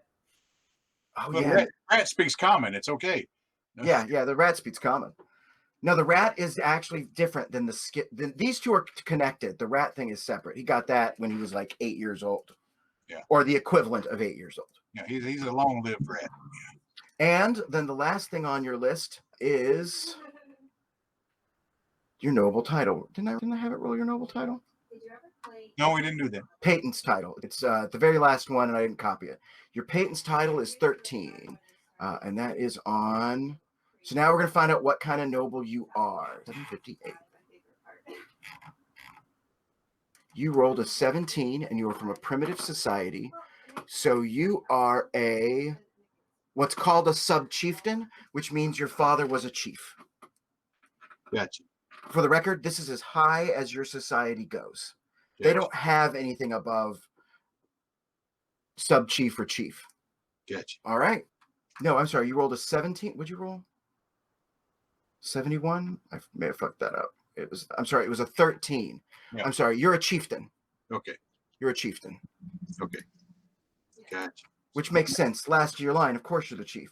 Maybe the last thing your family did before they died was your anointment ceremony. There's all kinds of fun stuff you can have with that. It's up to you to connect all these threads. We've got a lot of ballparks. Connect them so that the person you want exists. And one of the reasons things you need to come up with while we're doing all this is why you are in the bunker.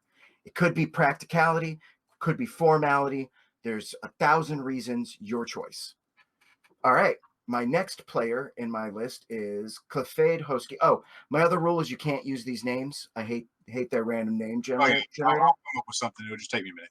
I also don't want anyone to feel like they should. I want everyone to think that they can't fall back on it. I am Clefade. Clefade, all right. So we're ready to find out who Clefade is. Go ahead and select that token in the upper left or the new bowler field. Bowler 5. All right. Character race 1. I'm going to tell you now, I'm pretty sure that's human. I think the first 12 are human. You're a human. Most people are humans. Nothing to be ashamed of. Nobody's perfect. Cultural background is 9. You too are from a primitive society. So you're not from a layer of society that falls back on the nobility very much. You're from a layer in human society that maybe if you know a noble, he's one of the good ones, right? You might even be from a portion of society that hates nobles. Don't let me put that in your character, though. That's just an option. But you're from a one that really only has 3 levels of personage: high kings, chieftains, and sub-chieftains. Now, that could be a work chief. Like, the name may actually differ, but there's your 3 levels of society there, which means you have a culture mod of 0. And that down. Social status 61. Where did you fall into society? You were comfortable. Whatever you did in this layer of society, you were comfortable. So you were able to make a good living. You probably own a place to live or are able to rent a very nice place to live. You probably can live above the smog line, which is about the first 30 feet of the city. So most people want houses on the 5th or higher floor. The higher up you go, the better it is because you don't have to deal with the smog. And of course, the beetles are fairly heavy and they're a burrowing animal. So those houses tend to be a little more protected. Although this isn't exactly a setting with glass. You don't have glass windows. This entire society uses iron shutters that you can open and close, and they're built into the brick. It stops thieving and it stops those freaking brain parasites. When those things land, you can hear them right on the window. It just keeps you up all night. So you were comfortable. Next, Legitimacy 4, you are legitimate, your family is, or at least your birth is written down in a legitimate way. You rolled an 8 for family. Both your parents are alive. They live here somewhere in the city. They too are a member of your level of society, wherever you come out on that character. You probably practice your father or your mother's trade. I tend to assume that my worlds are pretty egalitarian when it comes to gender. Boys can follow after their mother, mothers can follow after their son or their fathers, or daughters can follow after their fathers. It's kings can rule just as well as queens. A lot of people prefer queens because, hey, you always know who your mom is. You might not know who your dad is, but it's pretty clear who your mom is. Matriarchal lines of nobility are just as important as male lines. We're just going to make life easy on all of us. So whoever your family head was, maybe they both had jobs, maybe only one did, but they would have met, and they're just normal people. We may roll something else in that, but default that for now. Siblings 6. You have 1 to 3 siblings. You might have a brother, you might have several. You're free to pick your birth order. Within there, birth order is largely unimportant in this society. They have invented paper. They can track multiple births. They don't have to worry about what order you were in. Firstborn doesn't. It may take over because he's the oldest, but it's nothing legal about it. Profession barrister might be really important in this game because people need lawyers, and one of you might want to be one. Let's see how it's the siblings. Birthplace of 13. You too were born in a foreign land. So you're a human, you're a foreign human. So you may not even be here. You might be in the bunker because they didn't have seating for you elsewhere, but you're the right nobility to be part of the proceedings. So you can be a complete foreigner if you want. Or I should say, you were born in a foreign land. Whether or not you become naturalized is either up to you or you got a 90 on the unusual birth. You, sir, are going to have an unusual birth. You got a 90, which is 2 unusual birth circumstances. Give me 2 D100s. Give me a D100 twice. 19 and 60. So it's sad to say you know who both your parents are and you have a matronly figure in your life. Your birth mother died in childbirth. And 60, not uncommon and you were left to die. Okay, you were, wow, it's right there, it's 60, the infant character was left to die. So your mom died during childbirth, your father left you to die on a hill, so whoever your parents are adopted you, you were raised by foster parents. So you're the adopted child of foreign nobility. So maybe you're from this land and came back to meet your own peoples or something, but you're the adopted child of some noble. Of some foreign noble. And next was birthplace. So your the legitimacy now here stands for your adoption. You are legally their child. All right, so now let's see what your young childhood event is. You got a 30, way to roll maximum, and your mod gives you a +0. Wait. Oh, because it rolled a 20 and a 10. I see why it did that. Because there's 2.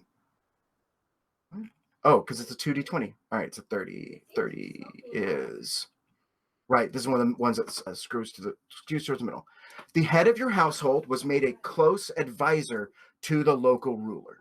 So you were adopted by maybe some skilled, educated people, and one of your adopted parents became the advisor to the local ruler in your foreign land. So you might actually be the son of like a vizier or a magistrate or something like that, which would explain why you're here. Pretty easily. And then your adulthood event is a 27. Tragedy occurs. 624. You didn't think they would all be good, did you? Let's see how many limbs you have. So I need a D4 and a D10. 3, 9. So 39. One of the character's parents or guardians is killed. All right, 1d2, it's the parent who is the advisor. On a 1, it's the parent who's an advisor. On a 2, his wife or her husband was killed because of their job, and that's probably why you're here. 1. So you have, you know what? You're in the bunker when you have just learned that because there's other people here who have news from home. You've just learned that your father was assassinated, or mother. Whichever one was your head of household. So that's where we're going to start your character off. So that leaves you a lot of wiggle room, but you are the son or daughter of a nobleman from a foreign land here in this bunker, and you've just discovered that your dad's been assassinated, or mother. Yeah, please don't. You want to have mommy issues, you go right ahead. And now let's find out what his title was on 758. You are from a primitive society. 758 gets us, is it not 758? Deities, relatives, gifts and legacies, colors, birthplaces, locations on the body. Come on. Okay. 748. His title is Big Toe. Bigger than the other toes? That's the best toe, obviously. He has custom holes put in his boots, so that big toe. Your father's title is Hetman. Oh, I'm sorry, you rolled 85. Yes, Hetman. Hetman is what his official title is. A Hetman is like a master of taxes. So it's whatever foreign land you're from is, after all, fairly primitive. The local noble may have attempted to start up taxes, and, well, your dad was killed, so you figure out what happened. Tax collectors are not popular. Yeah, so your father, the Hetman, was murdered. All right, so now we know what, but that is technically a title you inherit. So you are a Hetman. Means you are allowed to own land in New Bowler Chief, or Bowler Fife, for instance. You are technically and legally a landed or a unlanded noble. All right, they always go faster after the first. One Srezrilla. That is Chris Peg. You ready? Yes. Give me them bones. You too are a human from a primitive background. Oh, but you, sir, are as well-to-do as well-to-do comes. You got, someone made some money somewhere. Let's see here. Human from 102. A primitive society means you have a soul mod of or culture mod of -3, which means you then roll a 97 on your social status. Oh, sorry. Yeah, social status 97. You, sir, are wealthy. You're going to start with 300% the starting money. So you're going to begin this game with 3,000 gold worth of items. Whatever that may be, you might bring a lot of it in trade goods. We'll talk about build points here when we get to making items. You have a lot of money. You could actually bring a couple. They're very important to the gameplay. Legitimacy 8, you know who your family is. 18 is family. That's on. Just start off with a box of hats. 6. You could have a box of hats, sir. That is absolutely a thing I would allow. Yeah, those would absolutely be build points. People will perform major feats of labor for hats. I will give you this hat if you help build my tavern. Yes, I gave 3 people hats and they built me my tavern. If you don't have a hat, you'll do a lot for a hat. I'm looking up your family now. Sorry, I forgot that I have 2 copies of this open for just this thing. One for front of book, one for back of book. You roll a 18 for family.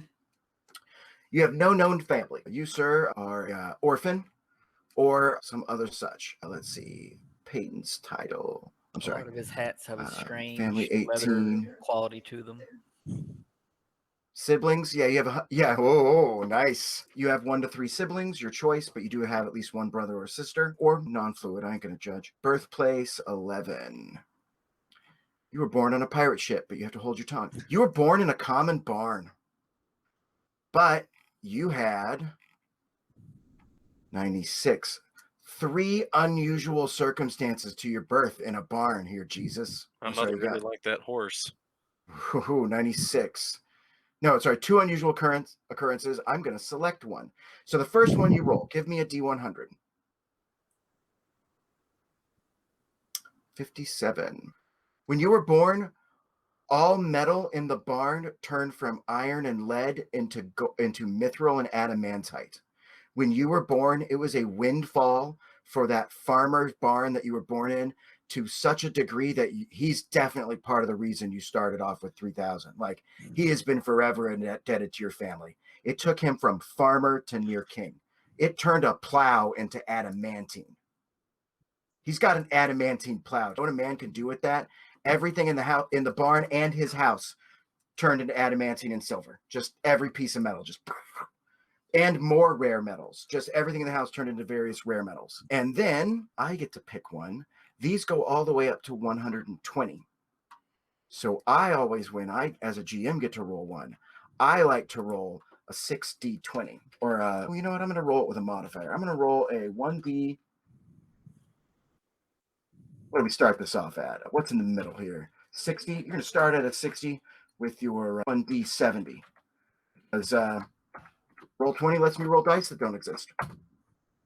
51, because I rolled a 1. I rolled a 1 on a 1d70. The sky also darkened when you were born, as if an eclipse, but without an eclipse in the sky. So you were born in a barn, and the sky went black, and you might have been seen as unlucky, but you were not unlucky for that farmer. Next, that's your unusual birth, childhood, 30. That's a great one. Everything changes into precious metals. 30, 30, 30. For your event is, we already had this one. I should know what it is by memory, right? Aren't I supposed to have all these memorized like that? Significant events of youth. There it is, 30. The head of the household was made into the advisor of a local ruler. So someone of big importance. Local ruler in a steampunk could be the guy who owns all the factories in Harbor Town, you know what I mean? But some sort of ruler, he was the close advisor. Maybe mafia signori, that sort of thing. But he was definitely a close, or she, maybe mother, your choice. And then your adulthood event is right below it on 29. Oh, I'm sorry, we had your soul mod in, which is +4. So I was wrong. I'm sorry, wealthy, +6. That was not what you rolled. You rolled a 36.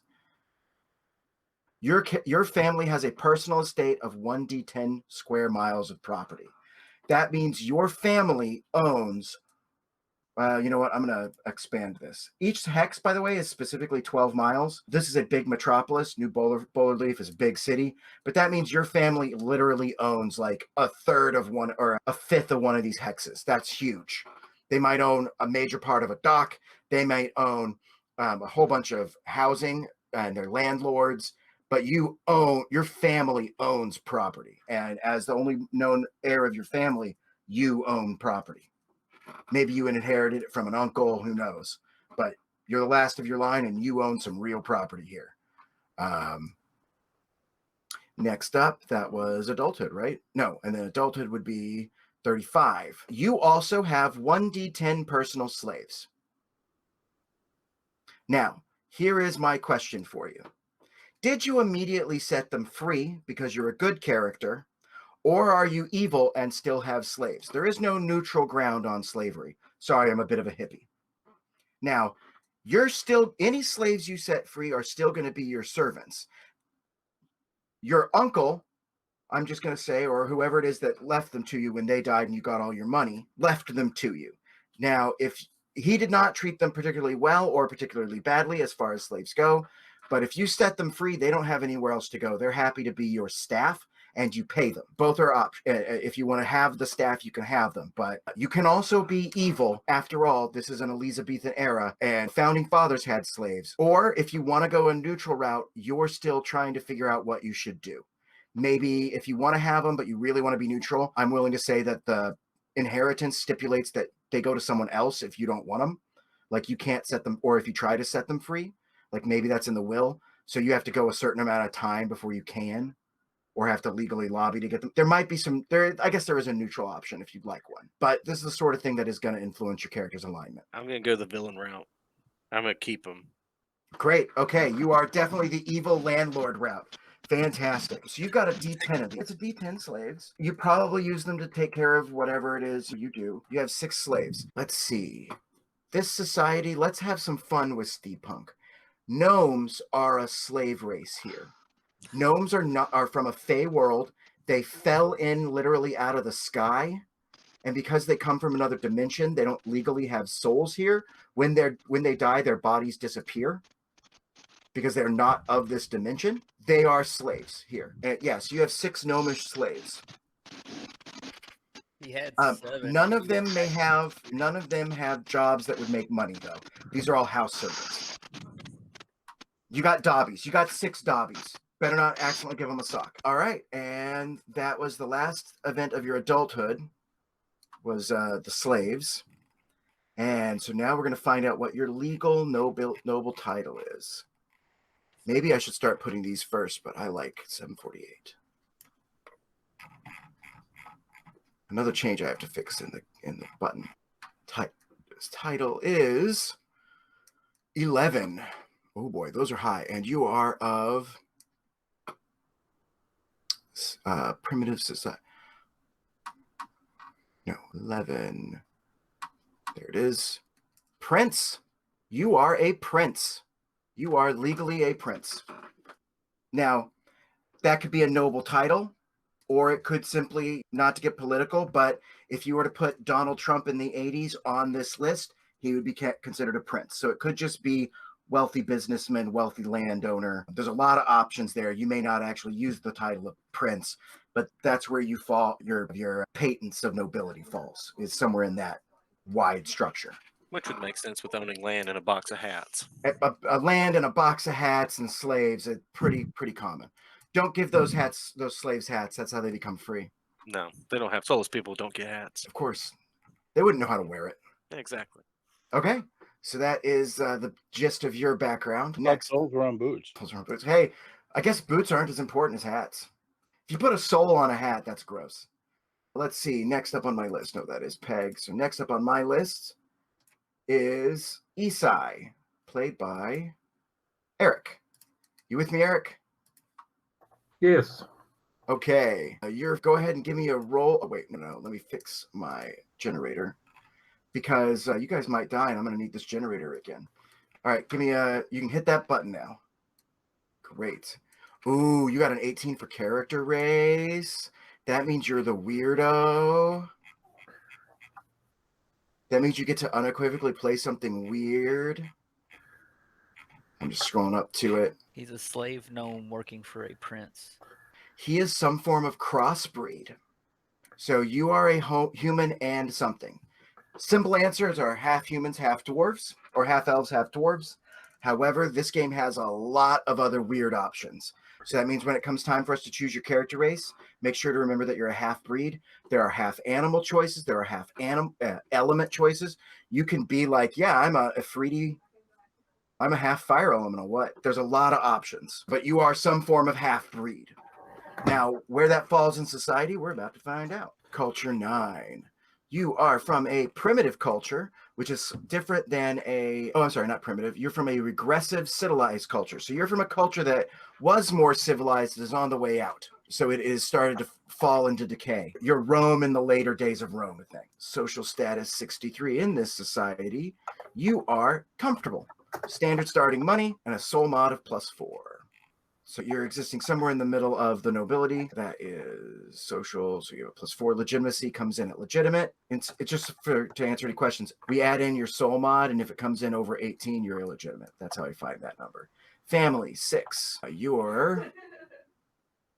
Both your parents are alive, or at least both your legal parents are known to you, as we've learned in a second. 14 siblings. You have a D3 +1. So you have 2 to 4 siblings. So you have at least 2 siblings, and birthplace. Here's the fun ones. You were born in a cave. That gives you a unusual birth modifier of 10. You rolled a 42, 32 plus 10. Oh, I'm sorry. You rolled a 10. And I add in your mod. So you are a 8. Oh, I did do that. You're 14. No, 18. 18, I'm sorry. You were born in an exotic location. Give me a... Sometimes I'm bad at reading tables. 11. You were born in a sewer. A sewer cave. No, a sewer, not a cave. Okay. You were born in a sewer. That's the location.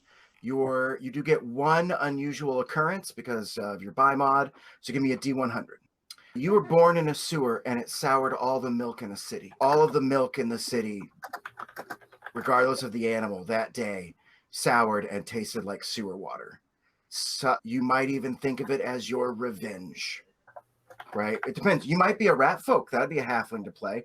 In which case, yeah, that's or a half race, half breed. But yeah, you were whatever kind of half breed you were born in a sewer, and it spoiled all the milk in the city. And you make moonshine in the sewers. Moonshiner would definitely be a job. 215. Childhood event, you rolled a 14.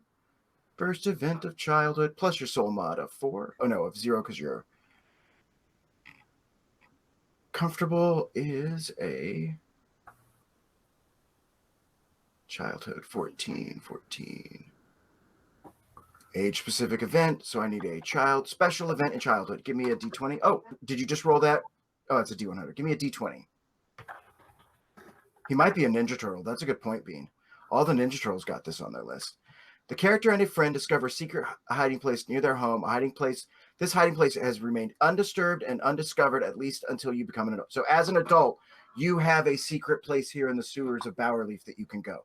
Maybe that birth in a sewer was a secret hidey hole that your parents put you in. Maybe it's where you were coming from in a pan-dimensional storm, but you have a nice place in the sewers that you can retreat to. You have a safe house. Batcave. You got a bat cave. Yeah, you're definitely coming in Ninja Turtle here. And then your adult event is the 18. An exotic event occurs, 642. I'm sorry, did you want me to roll something? No, I'm going to table 642 to find out what you need to roll. I need a d20. Each of these tables is different. 18. In a dark alley at night, your character was attacked by thugs. But before they can take anything or cause more than a few bruises, they turn white with terror and run away. At this point, you discover that you have a guardian ghost, a wise, benign spirit that accompanies you, but can never be seen or heard by you or your friends. You have a ghost, and he protects you. Okay. And you're never going to be able to see him or control it, but you are protected by a ghost. I guess there are magics in game that would allow you to do it, but there's definitely a ghost out there. I will be making this ghost and figuring it out later. Matter of fact, let me add a character and say Guardian Ghost. So now I remember to make this character during the week. It's definitely a ghost named Splinter. No, it won't be a ghost named Splinter. All right, and the last one is a 6. Ooh, low is good. A 748 for that one. You come from primitive. No, I'm sorry. You come from this one. You rolled a 6. Con. Your father, whatever society is that you're from, is a con. And that is as high as it goes. Like you're one of the sons or daughters of a Genghis Khan or a Khan-like figure. A war ruler. And there we are. We'll have to find out what kind of half-breed you are when we get into building characters here. All right. This is normally 3 players is who I do this for. I hadn't thought about how long it was going to take with so many of you guys. See, that was Isai. So next is Ateus. Who is Ateus? I think that's me, if that's the last name. Yes, Nefair. Yeah. Okay. So go ahead and give me that dice roll. Alrighty. So you two are something really weird.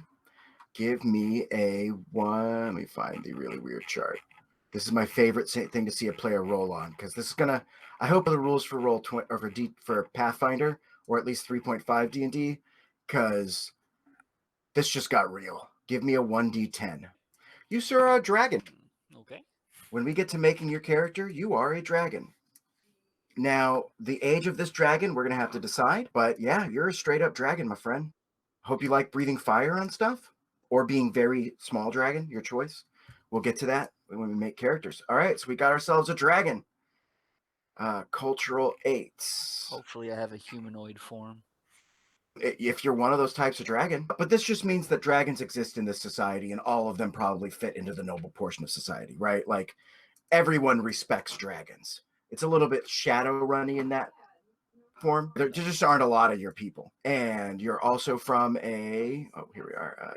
You're also from a regressive civilized society. So think Rome in the last days. You are a 24 on the social status. You are poor. You're going to start with 75% of the normal starting money. So you have a hoard of 750 gold. I have an idea. I know how to handle your size. I got it. You have a hoard of 75% the normal size of hoard of gold. I make poor investment decisions. You do. Yeah, or I'm going to get into the mechanics of how I've always thought a dragon would be fun to run this way, so I'm going to run it this way. Your size is going to be flexible. Legitimacy 3, obviously you know who your mom or dad is. You're born in a clutch. Family 17. Come on, Mac. Why is this the thing you always lose? 17. One of your parents. No, 17. You have no known family. It's very possible that dragons just don't. You're ready to be self-sufficient and perfectly intelligent by the time you hatch. In our world, the egg is laid and the dragon hatches and is of moderate intelligence. So you do not. Hat to my mother and say good day and fly off and be. Yeah, exactly. The other thing is we're going to use the chromatic and the metallic dragon approach. However, we're going to say that Your alignment has nothing to do with your scale color. Dragons do not have the alignment connections. They just exist in the world in multiple types. Okay. And a blue dragon could give birth to a bronze dragon. Technically, there's a way in which it circles around in a pattern, that's all. Unimportant. A cultural dragon. Let's see. Family. Siblings. 1. Ooh, you have no siblings. Maybe dragons are... You're not rare, by the way. What all these numbers are giving us are defining dragons in this world. Dragons are born one at a time in a single egg that's carried for decades. Like when you are born, you were in an egg for 50 years. That's just how dragon eggs work. Birthplace. Where did they keep your egg? In a layer of monsters, obviously. You were born in a dragon's lair.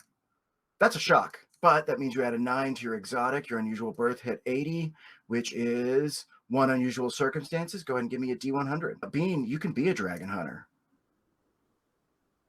Just be slow. I don't stop PvP. I need a D100. Ah, there we go. You got it. 65. You were born with an unusual birthmark. 860. Yeah, that was pretty accurate. Give me a D20. Just for the record, before you roll it, 1 is dragon, so be hilarious if you have that. 1d20 gave us a 6. You are born with a fist. You have the very clear pattern of a fist in the scales on your chest. A fist or a claw? A fist, a human fist. Claw is number 12. Well. Just in case anyone's curious, here's my list. I would say a claw would work, but claw is on number 12. All right, so you have an unusual birthmark. Childhood event 14. So when you were a wee bit of scale, that was we're doing the fair, childhood 14. Childhood event, give me a D20. So with his one human hand, he does the little poker chip thing with his gold. 20, of course. You acquire an odd hobby. 318. Let's see what weird thing you did as a kid. Driving before. Gnome fights, obviously. Could be. We're going to find out. And a D8. You began to dabble in crime as a hobby. It's exciting. Maybe nothing Moral. violent. You definitely started... Crime became a small hobby of yours as a child. And... That explains wealth. It could explain that wealth. And he's also a dragon. Adulthood is 17. Give me a D3. We have this impulse to take gold when we see it, so it's hard to resist when you... 3. Great. All right, give me a D20 3 times. It's 5. Oh, I'm sorry. Okay, I'm sorry. It's 2 D20 3 times. Do them again so they're on separate lines so that they're 2D20, 2D20. Sure. These are 3 different things I got to look up. 19, 17, 32. 17 is 1d3. If you get this again, no event happens, so no event. 19, a change or upheaval in the character's family. Roll a d6. I'm looking at it. Your culture changes, goes up 1 step. So your society had a renaissance. It was in the decay, but something pulled it out of that decay. Your society goes up, but that won't affect any of these rolls. It affects the next roll, which is a 32, which now goes up to a 36, 37, 36. It caps out the chart. Oh, no. It's divide between the workers and the rulers, so I felt that the workers needed a lift, and I dedicated 25% of my wealth to doing it. Oh, to bring you up in that Renaissance approach?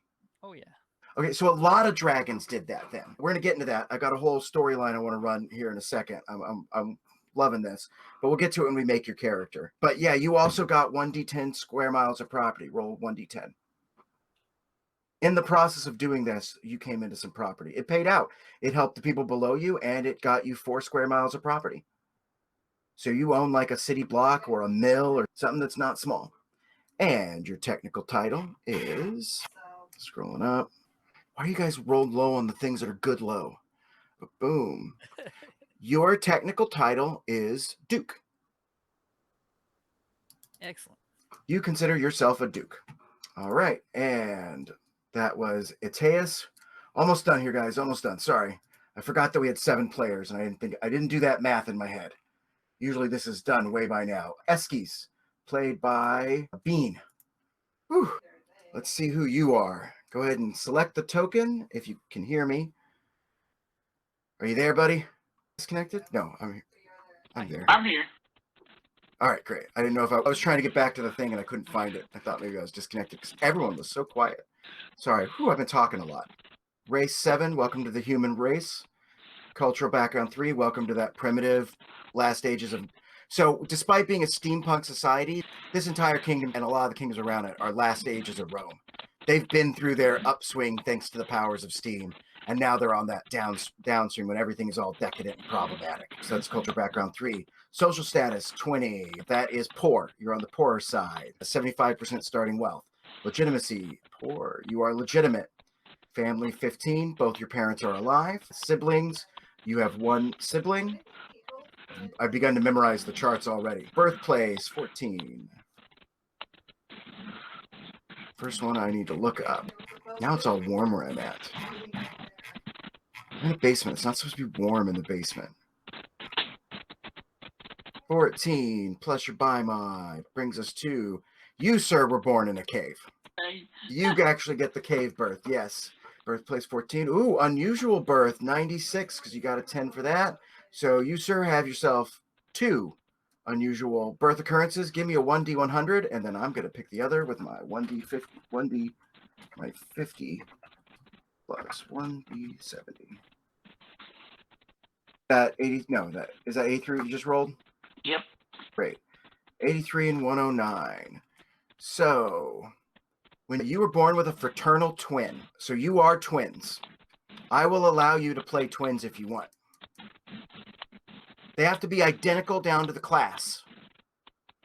But wow, okay, I'll do that. What it'll do is I'll use that as my way to cheat to have you in 2 places at the same time if we need to jump stories.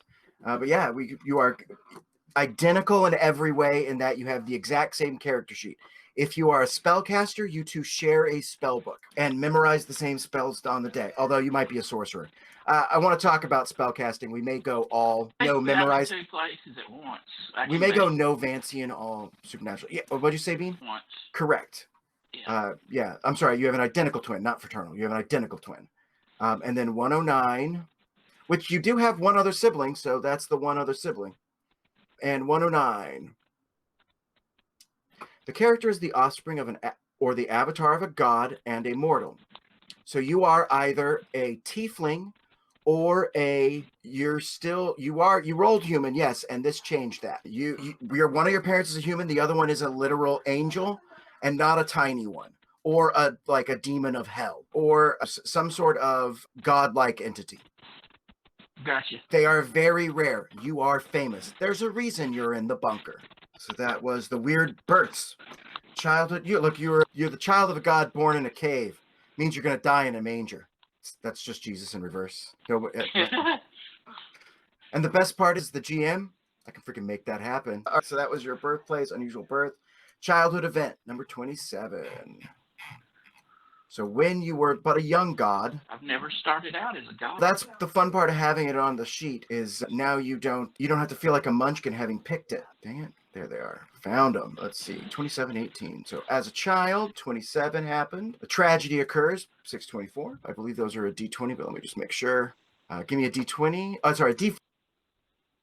Some very important valuable is vanished. So whatever god you're the son of or daughter of gave you a gift, a magical gift from a god, and it is gone. This is Thor lost his hammer as a toddler, a child sort of situation. Some gift from the deity that is your other parent went missing. And that was in childhood and adulthood. It probably is a religious thing, right? The religion probably really is very unhappy that you lost this. But then again, they're not the son of the god. Who are they? And an exotic event occurs, 642. So close to done. I hope everyone's been looking at characters, concepts. Okay, good, because we're going to need to jump right into it. It's already been a couple hours, and I don't know how long you guys. Some of this kind of changes what I was thinking. So, give me a D20. I think the best characters are when you take this and work it into what you were thinking. Nothing you were thinking has to go away. I just rolled 3 2s in a row. On different die types. 2. You befriend an intelligent, non-humanoid monster, 749. Let's see what you get. A 7. You, sir, are friends with a lycanthrope. You've got a buddy out there, one of your contacts, one of the people, someone you can even call on for aid from time to time is a lycanthrope. That's a And cool friend to have. a patents of nobility comes in at... It's not a bad friend to have. That's true. And you, sir, are a Jarl. Your family title is Jarl. Let's see. You've got both your parents? Yes. Yeah. So your dad is a Jarl or something like that. That is a leader of men who is not necessarily a warrior, but is certainly someone who people consider physically imposing as well as socially imposing. So that would make my mother the deity then. Oh, I'm sorry, your mother or father is someone in that position, but being the spouse of a deity puts them in that position. They're in the Jarl level. That's trumped by the fact that your dad's a god. You can pick that god, and you can even be a cleric of that god or oracle of that god. We'll talk about. We'll just use all the classes. I don't want to say no and no memorize. All right, and that is you. Okay, last but certainly not least, unless you roll a very tiny fairy, in which case, by weight, you are least. We have Matthew K. on my list. Matthew K. You want to roll them big patents? I see someone found a token image for their character. That's great. Please memorize or please mark down the link for that because I'm going to put it into a token. But you will need art, and if I saw someone found it, so I'll just need a link to it later. Okay, Matthew. Race 7, human. Background 9. You guys, last days of Rome. Social status 35. You are comfortable. Standard wealth. Legitimacy 16. You know who your parents are. Family 15. They are alive. 1. You have no brother or sisters. Birthplace 15. In the middle of a field. You were born in a field. That gives you an 8 on your buy mod. Your unusual is a 47. That brings it to a 53. A 53 is... Really makes this one a little less dramatic. Come on. There we are. 53 is no event. Perfectly normal field birth. If anyone asks, perfectly normal field birth. If you're going to give birth, do it in the sunshine. So far, you are a human, a member of this society who was in the middle of the money somewhere, so a lot of options open up. Only child, fairly successful people, or middle-of-the-road success people. Childhood event 19. With a +0 on it, so we're just going with the raw numbers. A change or upheaval occurs in your family. Give me 1d6. When you were a child, your character changes social status. Reroll your social status. Give me a d100. Same. So your family had to change jobs and rebuild from scratch, but oh no, we add that to your old one. Oh, your old one is, so that's a 70-something. So that is, so you are now, we added if it's even, subtracted if it's odd is what they tell me to do. So 38 become plus 35 is 73. I already did that math, I'm sure. 73. This means you are now a scroll. One of these days I'll bookmark this things. Minimum 1 step. So you went up to 1 to do. You have 150% starting cash. And your family moved up a bracket. What's comfortable multiplier? Comfortable is 100%. Is standard. Okay. It's not too hot, not too cold, just right. And your adulthood event is a 23. Fine. Mac, that link you wanted to that image is in the meet chat. Fantastic. I'll get to it when I go find your character. Right on. I'll do that when you guys are all building your characters and stuff. Found it. Finally, 23. Delta 1d23. Or 2d20 came out 23. Which, come on, where are you? There. These tables are not well laid out. Let me tell you. I got to rebuild this thing. This is a great book. I need to make an app that rolls this. Character develops jaded taste for exotic and particularly possibly expensive pleasures. So you, sir, have developed some expensive tastes. In this world, something else for expensive taste. Fabergé eggs, maybe. Watches. I'll bet this. Hats. Oh, hats. There you go. That was so you had some sort of expensive taste, and the patent's title is an 88. You, sir, are also a hetman. So you're legally allowed to collect taxes for your own purposes from something. So a hetman is a tax collector, but that doesn't just mean money to give to the king. That's one thing a hetman would do. A hetman also might be somebody who collects taxes to keep the oil in the lamps, to do this, to do that, blah, blah, blah, blah, blah. A hetman is given the authority to collect taxes is basically what it means for a purpose. What that purpose is up to you, but you are a hetman. And there we go. Now we have generated all your backgrounds. Any questions? Thank God. All right. So let me go all the way back up to the top, and we'll just go person by person. We'll talk about your class and race in game, and I'll get you started filling out your sheet. Huh? I cheated a little bit. I was running through PC Gen in the background, so we need to change numbers. We can change numbers. That's great. No, I love that. As far as you've gotten is only helpful. Okay. I do like to go over the sheets. These sheets look complicated, and they are, but after we do the setup, a lot of it becomes automated. Leveling up becomes a breeze. Gotcha. And certain things go in certain places you may not know. We'll sort it out when we get there. But you've got a token. I'm going to assume you guys, oh, you know what? Let's just ask what color we want to theme your characters. Oh, you know what? I got cogwheels. Let's get our gears on. I've got red. I got black, red, and white. Or blue and white. Why don't we go, or gold. Why don't we use the gold one for you guys? Okay.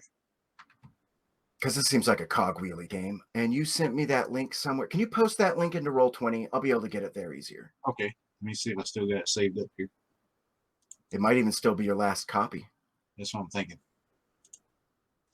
All right. I guess the first question we as a group need to answer is, what do we want to do for our character creation? For our stat gen? I like random. Some groups can't stand random. I have a simple rule. Whoever gets the lowest stat is the main character.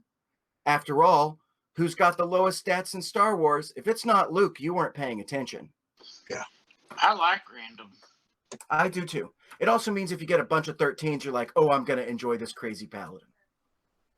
Yeah. So like I said, if we need to change numbers, we can change numbers. Sure, of course. It's really easy in that sheet. I just took the same thing I came up with in PC Gen. So, oh, it looks like fighter numbers, so he's a fighter. Grand. No, if you recall, my rule was you have to start with some form of magic. Everyone in this society. Now, there are a lot of good fighter options that have a little bit of magic. We'll find you one. Okay, that's what I was trying to get to. Yeah, we'll get you to a fightery one. I've never been much of a multi-classer. So I'll get there. This game uses a lot of hybrid classes. A lot of hybrid classes. Okay, so let me save this out and redo your token. Your last name is Light Forger? Light Miner, yeah. I did it half right. Yeah. Rustet Light Miner. Rustet. I like that name. That's a good name, too. Dwarven name generator. Works. I never knock a good name generator. Yeah. Sometimes the name comes to you. Sometimes you need to look at 10 items and be like, that's who I am. Well, I used the elements of 3 different ones, but it worked. It'll get you there. Yeah, it's good seed. All right, so let's find you a good hybridy class. Even if you're not using magic, I want everyone to be able to use some form of magic. Now, if you really want to be a fighter, that means we can look at the dwarven alternate racial features and see if there's one that gives you some spells. I got you. Because fighter is a pretty standard D&D trope, and I don't want to take that away from you. Yeah, I'm used to it. What's your father's title? What's your patent's level? It was Chief. Okay. Chieftain. Chieftain. So I basically came here as part of the. Say I came with my father. We came to the area. Okay. Something happened. I got field promoted as he died. Okay, so you're a general sort of character, a military. Yeah. You'll lead men in battle. Okay. Yeah. May I suggest we could go with the straightforward Cavalier Bard build? You'd start off as a Bard and you'd go towards Cavalier. Okay. And you'd pick up, and then eventually you can become a soldier on the battlefield who uses the chance to amplify a soldier thing. There's a hybrid for that. Or you could go Scald. That's a straight up type of, it's a Bard fighter or Bard Barbarian hybrid. When you sing, you can bring other people to rage. My singing typically does. Or you can use oration or other things. That's in the advanced class guide. Under classes, I'll get you a link. Another option would be blood. Here's another option, Blood Rager. That's a sorcerer combined with a barbarian. And here's a Scald, which is a bard combined with a barbarian. Here are those two links. Okay. Oh, they only showed up the Scald. Where's my barbarian? I was leaning toward it anyway. Scald? Yeah. Scalds are really cool, a lot of fun. There's the link to Scald if you want to take a look at them. I got something weird going on with Wendy here. Give me a second. So I'll let you. Oh, so we're gonna roll stats. So feel if we're gonna roll stats, you are nobles. That means you got all the milk, right? You were healthy growing up, so that means, or if you weren't, it's a big deal. I would like to use 4d6, keep 3. How does that sound to you guys? Okay. So I'm gonna post this in Discord. That's good. That's what we're used to. Is that what you're used to? And we're gonna allow you to sign them as you wish. So here in Discord, and I'll post it also in this chat. I'll post it in both places. I just can't put it in Roll20. Let me double check to make sure it works. It works.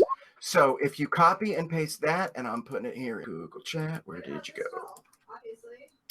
And where is there's the chat.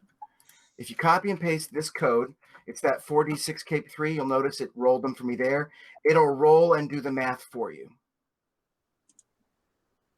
so that we don't have to roll a bunch of dice. You can just paste that in there and get what your stats are. And remember, low stats isn't the end of the world. I am definitely able to account for your stats when we build your character. Or you're that guy in Game of Thrones that dies real early and someone cooler comes in. The fourth die saved the 3. Oh, Matt. Matt, what's your race? Dead man walking. No, what race were you? Human. Human? 4 isn't the end of the world. A 4 wisdom just means you're really brave. Or naive. 4 intelligence literally just means you aren't well read. I do not believe intelligence means you get tricked easily. That's wisdom. If you have a low intelligence, you're just not well read. And that's perfectly fine. You haven't spent a lot of time on skills. Are we doing roll as placed or put them where you want? Put them where you want. Your stats are too important to your class, and some of you have figured out what class you might want to look at playing. And I don't want to undo that work. Yeah, you got a 4 and a 6, but you also got a 16 and a 17. You might be a weak invalid of a wizard, but you're one hell of a cleric or wizard. Like a 16, 17, 14 stat, you can definitely make up for those low stats with magic. Or a mecha suit, get building. You got the crazy stats. Those are the most divergent stats on the table. What am I doing wrong? To highlight to get mine to roll. You copy. That's the link to the Scald thing. Okay, I went too high. Yeah. There's a bracket code that I put in. Right. Bassmaster Discord. Oh, that's why. Yeah, there's one in the Bassmaster and there's one at the bottom of the Google chat. If I can't paste it into Roll20 because it rolls the dice. I got you. That's what I missed. Somebody just shoot it up there and roll it. Because I'm having a hard time finding it. It's in the Bassmasters Discord or I got Discord shut down. I'll pull it back up. Or it's right here in the chat log for Google at the very bottom at 10:40 p.m. Okay. You know what? I bet I can do this. I wonder if this will do it. Okay, I got the Discord coming up. Won't do it. I thought maybe I could put a bracket in front of it, or maybe an extra bracket at the end, and it won't fire. Nope, it fires. Damn. It's okay. Got it. I was busy trying to do the Scald thing. Lost the details. Sorry. AFK a moment. So we've been at this a while. I don't know what time you guys normally quit. I don't want to keep anyone over. If we need to start with someone, I can help them get set up, or we can sort it out during the week or something. I forgot we have 7 players. It takes a bit of time. Yeah. Yeah, this is about the time we break, but 10 Central. I think you do too, but I will go over everyone's sheet. If you just need to make the decisions and me to really input everything, I can. But before next week, when we do fire, I'll sit down and go through everyone's character sheets. Any items in the core rulebook? Let me get you the actual link to the items you can have. So in the PRD, if you look under equipment and magic items, you can have any of those items. So here's this link for the mundane items. And if you have enough money, you can buy any magic item you can afford. Literally anyone out of here is fine. None of you can afford intelligent magic items. I'm not worried about it. 3,000 gold is the most anyone has. That's not even a +2 crown. Feel free to go nuts in there, and let's make sure we talk to everyone about their class so that they can look up on it. And then if you have any questions about where to fill things in, I'll give a quick run through on the character sheet, just so that. But then I'll go through and edit everyone's sheet to make sure everything's in the right place. I don't think anyone's cheating. I'm not going to even probably double check your stats, but I just make sure everything goes in the right spot. For instance, a lot of you are going to want to put your racial bonus into either miscellaneous or the enhancement column there in your stats. You modify your base stat with your racial bonus. Little things like that.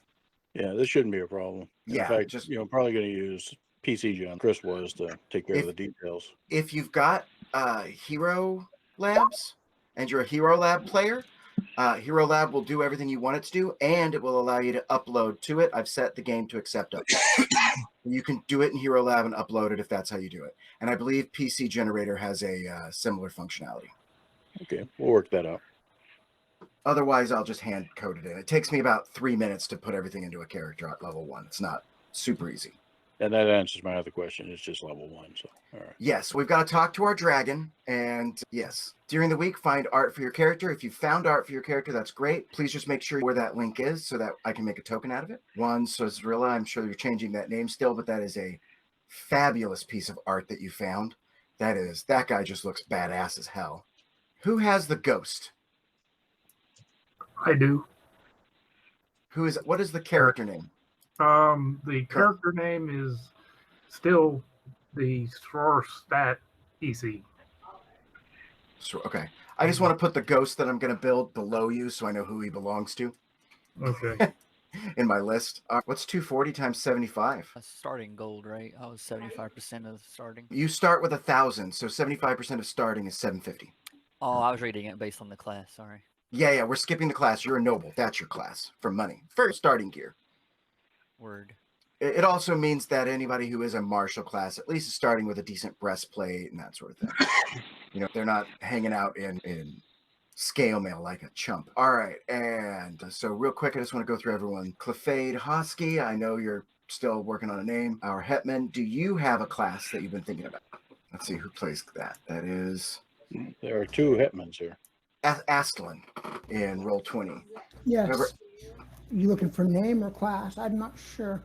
Yeah, what are you thinking class-wise? Do you have a preference? Are you stuck on that? I'm stuck on that. Yeah. Okay. Do you have a vague archetype that you've thought about, or is it just you're spoiled for choice? What do you do? A warrior mage. Let's try. Let me see what this is right here. War priest.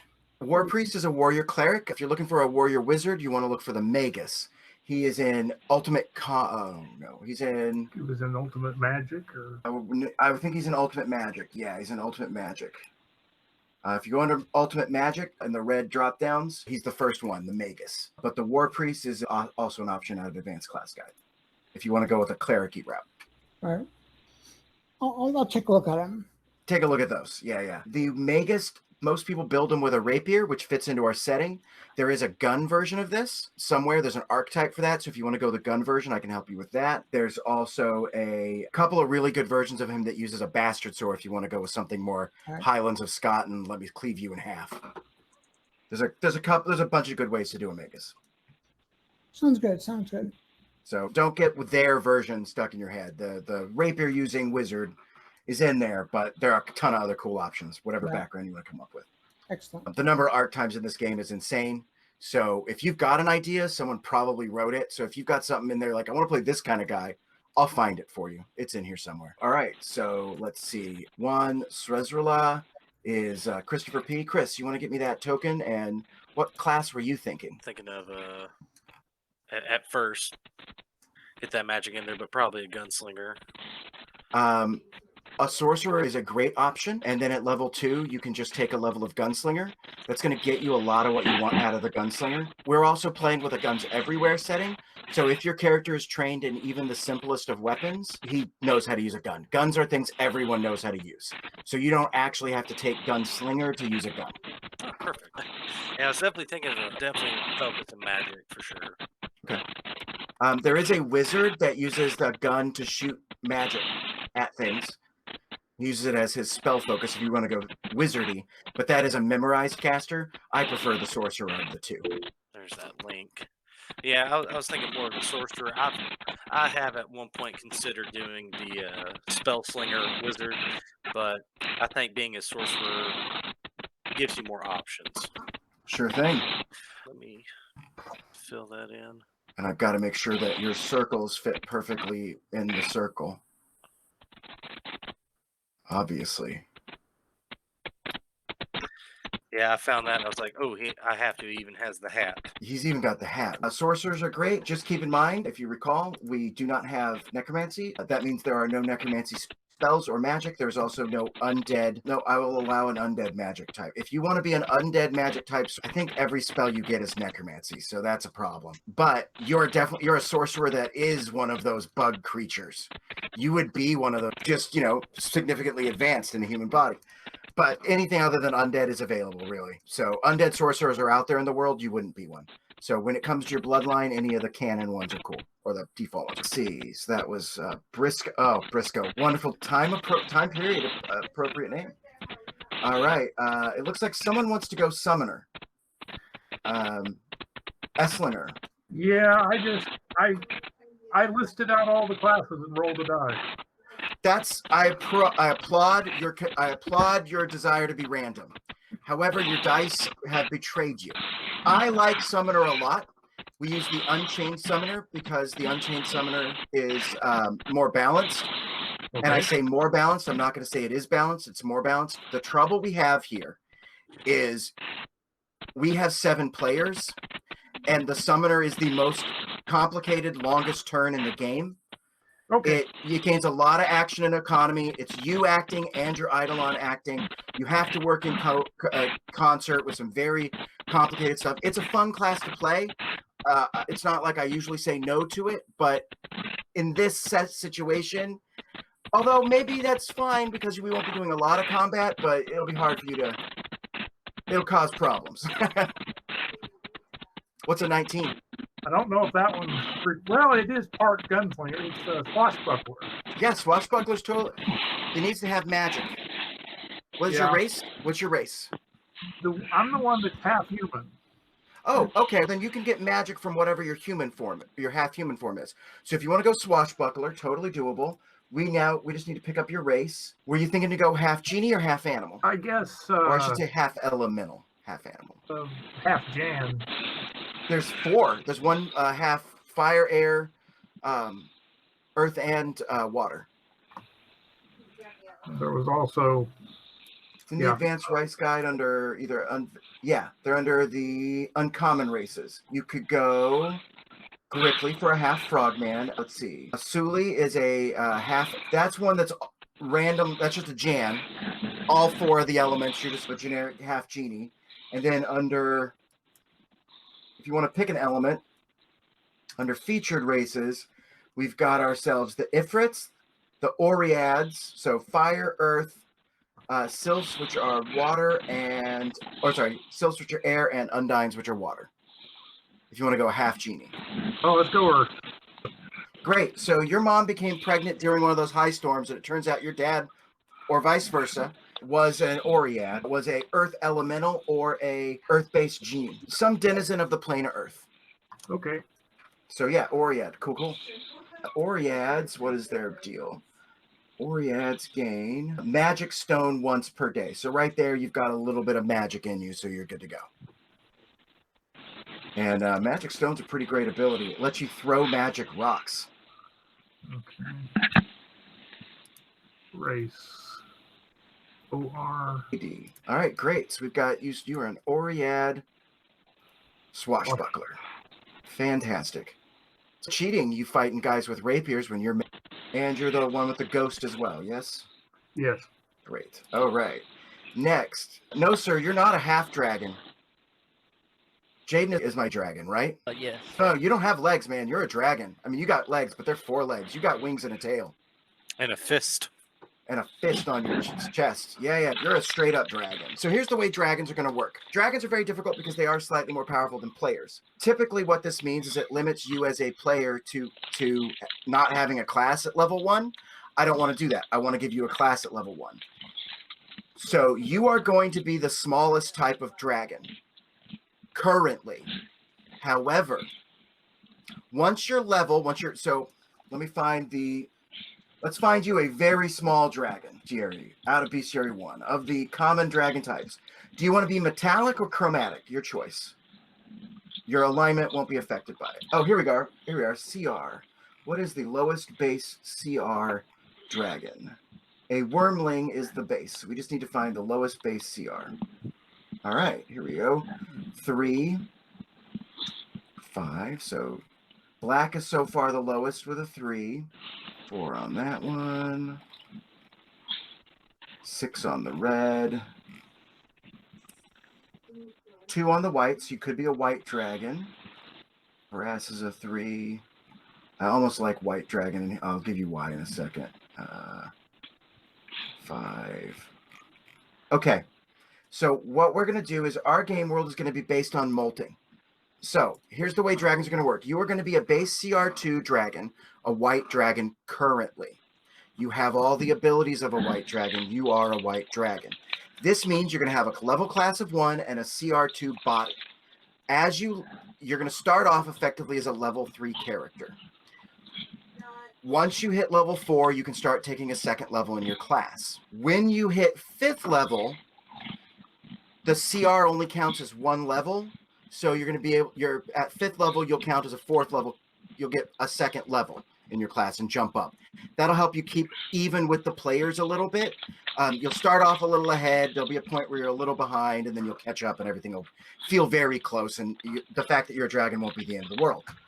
However, so CR counts towards your total level, and there's a whole math to it. Whenever you level up, if instead of gaining a level in your class, you would like to change your color or change your size, I will allow you to do that. You could molt into a smaller gold dragon from a red dragon. You could just go into a bigger size category of yourself. You can switch colors. There is a process dragons go to on a regular basis where they molt into a different physical dragon. They look the same, but the scales are a different color. You'll always have your fist on your chest, but you can swap colors. You start off as white, and your horde side will determine that.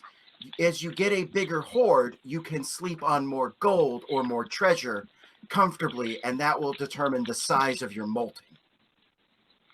So the more money you hoard, the bigger a dragon you can become. Fair enough.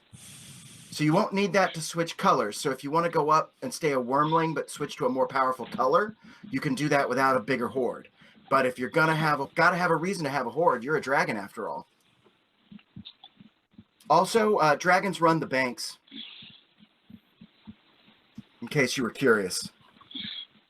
They push the dwarves right on out. All right, so you're a white dragon. If you're unsure how to do that, just build a level 1 character. Put in your stats. I will find the stat modifiers for everything. And I have to do a little reverse engineering math to get you where you're at. So just worry about your class, and I'll make sure the math gets there by next game. And I'll make a bunch of notes on your sheet to show so you can follow what I did. Okay. As far as class, I wanted to go monk due to the fist, but you wanted magic, so I decided on ninja. Ninjas don't get magic by default, but a dragon does. So you can still be a monk. I wanted the ninja after I found out it was a possibility because of my tendency toward crime. Oh, sure. Ninja doesn't get magic by default, though. They get it in the exact same way a rogue does. Yeah. Let me find the white dragon here. I know you wanted us to have something magic adjacent. As a baseline dragon, you get, let me look it up. You've got a breath of cold and... Which book are you looking in? Yeah, I'm just looking in the bestiary. If you want to go monk, you can, because you have magic by default for being a dragon. If you want to go ninja, that's also accepted. I'd be fine with that, too. You may never take another level of class. You might just go full dragon the whole way. Dragons are real good, so... You may just be like, nope, I'm molting. I'm getting bigger. I'm not going to take a level of ninja, so who knows? Find me a good dragon picture. If you can find a dragon, a really nice fantasy picture of a dragon in a top hat, not like some Mickey Mouse stuff, but like somebody really went nuts on it, that'll be very impressive. Okay, second to last, Bean. A druid. Is Feral Shifter the archetype of the druid? Yes. Feral Okay. Shifter is the archetype. Fantastic. Druids have magic. Done. Sold. Identical twin. We will both be feral shifters. Perfect. Yes. You're even identical as animals. But whenever you're hanging out, you always like to have one person an animal, one a human. I don't know how long you can do it for a day. Maybe it's not at will. But yeah, Okay, perfect. So I was thinking we could both be different animals or. No, I love whatever. this Wonder Twin powers activate thing. It works great. Okay. Yeah. Plus, it means one of you can turn into a rat, run under the stage. Now you've got you should definitely you should be a magic stage magician. Got the twins thing. We've got Elizabethan. There's a lot of you could do. And it's hilarious. You'd be using druidic magic to do Preston like in clever ways. That'd be really funny. Okay, so it sounds like you've got everything sorted out. Do you have any questions while you're working on it? See, druid magic depends on wisdom, right? Usually, yes. Yeah, I believe there is thinking. I think there's a charismatic one somewhere, but yeah. If I get my race, I get a +2 for charisma and a +2 for wisdom, so it doesn't matter which. All right, and then last but not least, Simon Spencer, great name, Matt K. What are you thinking for your class? And let's see, you're a human, so what'd you bounce around? Well, I was going to do a rogue because he was the most average person in the world until we actually rolled on him. So I guess, given those stats, I'll make a blood ranger. Rogue these are good rogue stats. I don't know. I want to do blood ranger because I Okay. can make the worst possible blood ranger you've ever seen. I see. You're going the low stats and everything. That I can. I've got plenty to work with. I see. I'm looking at your stats. You're putting the 6 in strength and the dex in 4. A 6 in intelligence. Oh, okay. Maybe reopen your sheet. Your blood ranger is intelligence strength based. So yeah. No, they're charisma strength based. Oh, okay then. I thought I saw the thing was based on intelligence. It doesn't matter. I'm going to work it up later. Maybe I'm wrong. Let me just look it up. EC Gen and make sure that I spread it around in such a way that he'll be hilariously incompetent. Let's see, that'd be the advanced class guide classes. See, if you want to be hilariously incompetent, the trick to being incompetent in a funny way is you have to be hyper competent somewhere else. As an example, if you're going to go Blood Rager, you take your strength and your dex and you tank them. But you still get spells at 4th level. You still get a really high charisma, so you've still got great diplomacy and bluff. You've still got the ability to cast a bunch of spells when you get them. They're just really limited spells, and the fact that you're physically limited. Or you go the other way, where you're basically a barbarian who can, at higher levels, cast some spells. I'll see what I come up with. Also, a high charisma is really important to the machinery of the leveling, so it would be hilarious to have a weakling barbarian. I think it's funny, but you make your own decisions, right? Yeah, you take a look at it. There's also 7 of you, so I can definitely work that into how I do my encounter math. All right. All good. So when do we want to play? We'll just plug you into the rotation. Okay. So that we have 4 games going on currently, and assuming that continues, that'll be in about 4 or 5 weeks. Okay, so we don't want to try playing our first session next week just so these characters don't fall out of our brain? The characters all fall out of our brain. Okay, so hopefully you guys all made notes. If you've got notes, please feel free to put them in your character bio and info, just so I can remember who you are and what your little character history is. Yeah. Don't feel the need to write a 3-page character history, but a good 1-paragraph synopsis of what we rolled and who you are would be really helpful to me as a GM. By the way, I was looking at it. Oriad would make an absolutely horrendously bad swashbuckler. Why do you say that? The main stat the swashbuckler needs is charisma. Orids are -2 charisma, and the Orid is a slow creature. They have a move of 20 feet, not 30. So, yes, they are slow. However, the bonuses you get, strength and wisdom, strength can work for it. You're right, losing some charisma does mean you're out 1 point of panache, but it doesn't necessarily put you at that big of a negative. If you're looking for the one that makes a really good swashbuckler, though, by the numbers, let's find him. I believe that's probably going to be the air one, if I had to guess. It's the Ifrit. The fire one? Yes. Dex and charisma. They get Dex and Charisma. Yep, they make a good one. And then what did the air one get? Sylphs get Dex and Int. So they're not bad, but you're right. But the ones that really max up for your stat would be an Ifrit. I don't want to min-max too much, but the slow and low charisma. The slow honestly wouldn't affect you as much as you think. As a swashbuckler, you get a lot of tricks that add stuff to the speed, and the way it works, it ends up, the speed doesn't end up hurting you very much. 20 is what most combatants end up moving anyway. Yeah. But the charisma loss does pull off a point of panache, and that's really important when because people don't know it. A swashbuckler is actually a tank. You're not going to be doing crazy damage numbers, but you are amazing at taking the big bad guys big attack per round. They're the best at it. Flurries run them out of panache real quick, but if you're going to sit there against a guy with a great axe, you're the answer to that big badass with a great axe, because you're just like, parry. Plus, it gives you burning hands once per day, and who doesn't want to light stuff on fire? Yep. All right, so we're going to pick up next week with your characters getting caught in that big high storm, or planar storm, that's definitely going to mess with the teleportation that goes off during the Olympic event where terrorists attack and they activate the device, and you do not end up where you wanted to end up. You are going to end up, we're going to begin next week. I'll write up a little pre-write, but next week is beginning with you and several hundred other people suddenly finding themselves standing in a field. And we're going to start from there next week. And if you want to dump any info, 4 weeks in a month. I went ahead and created a channel in Discord specifically for this game.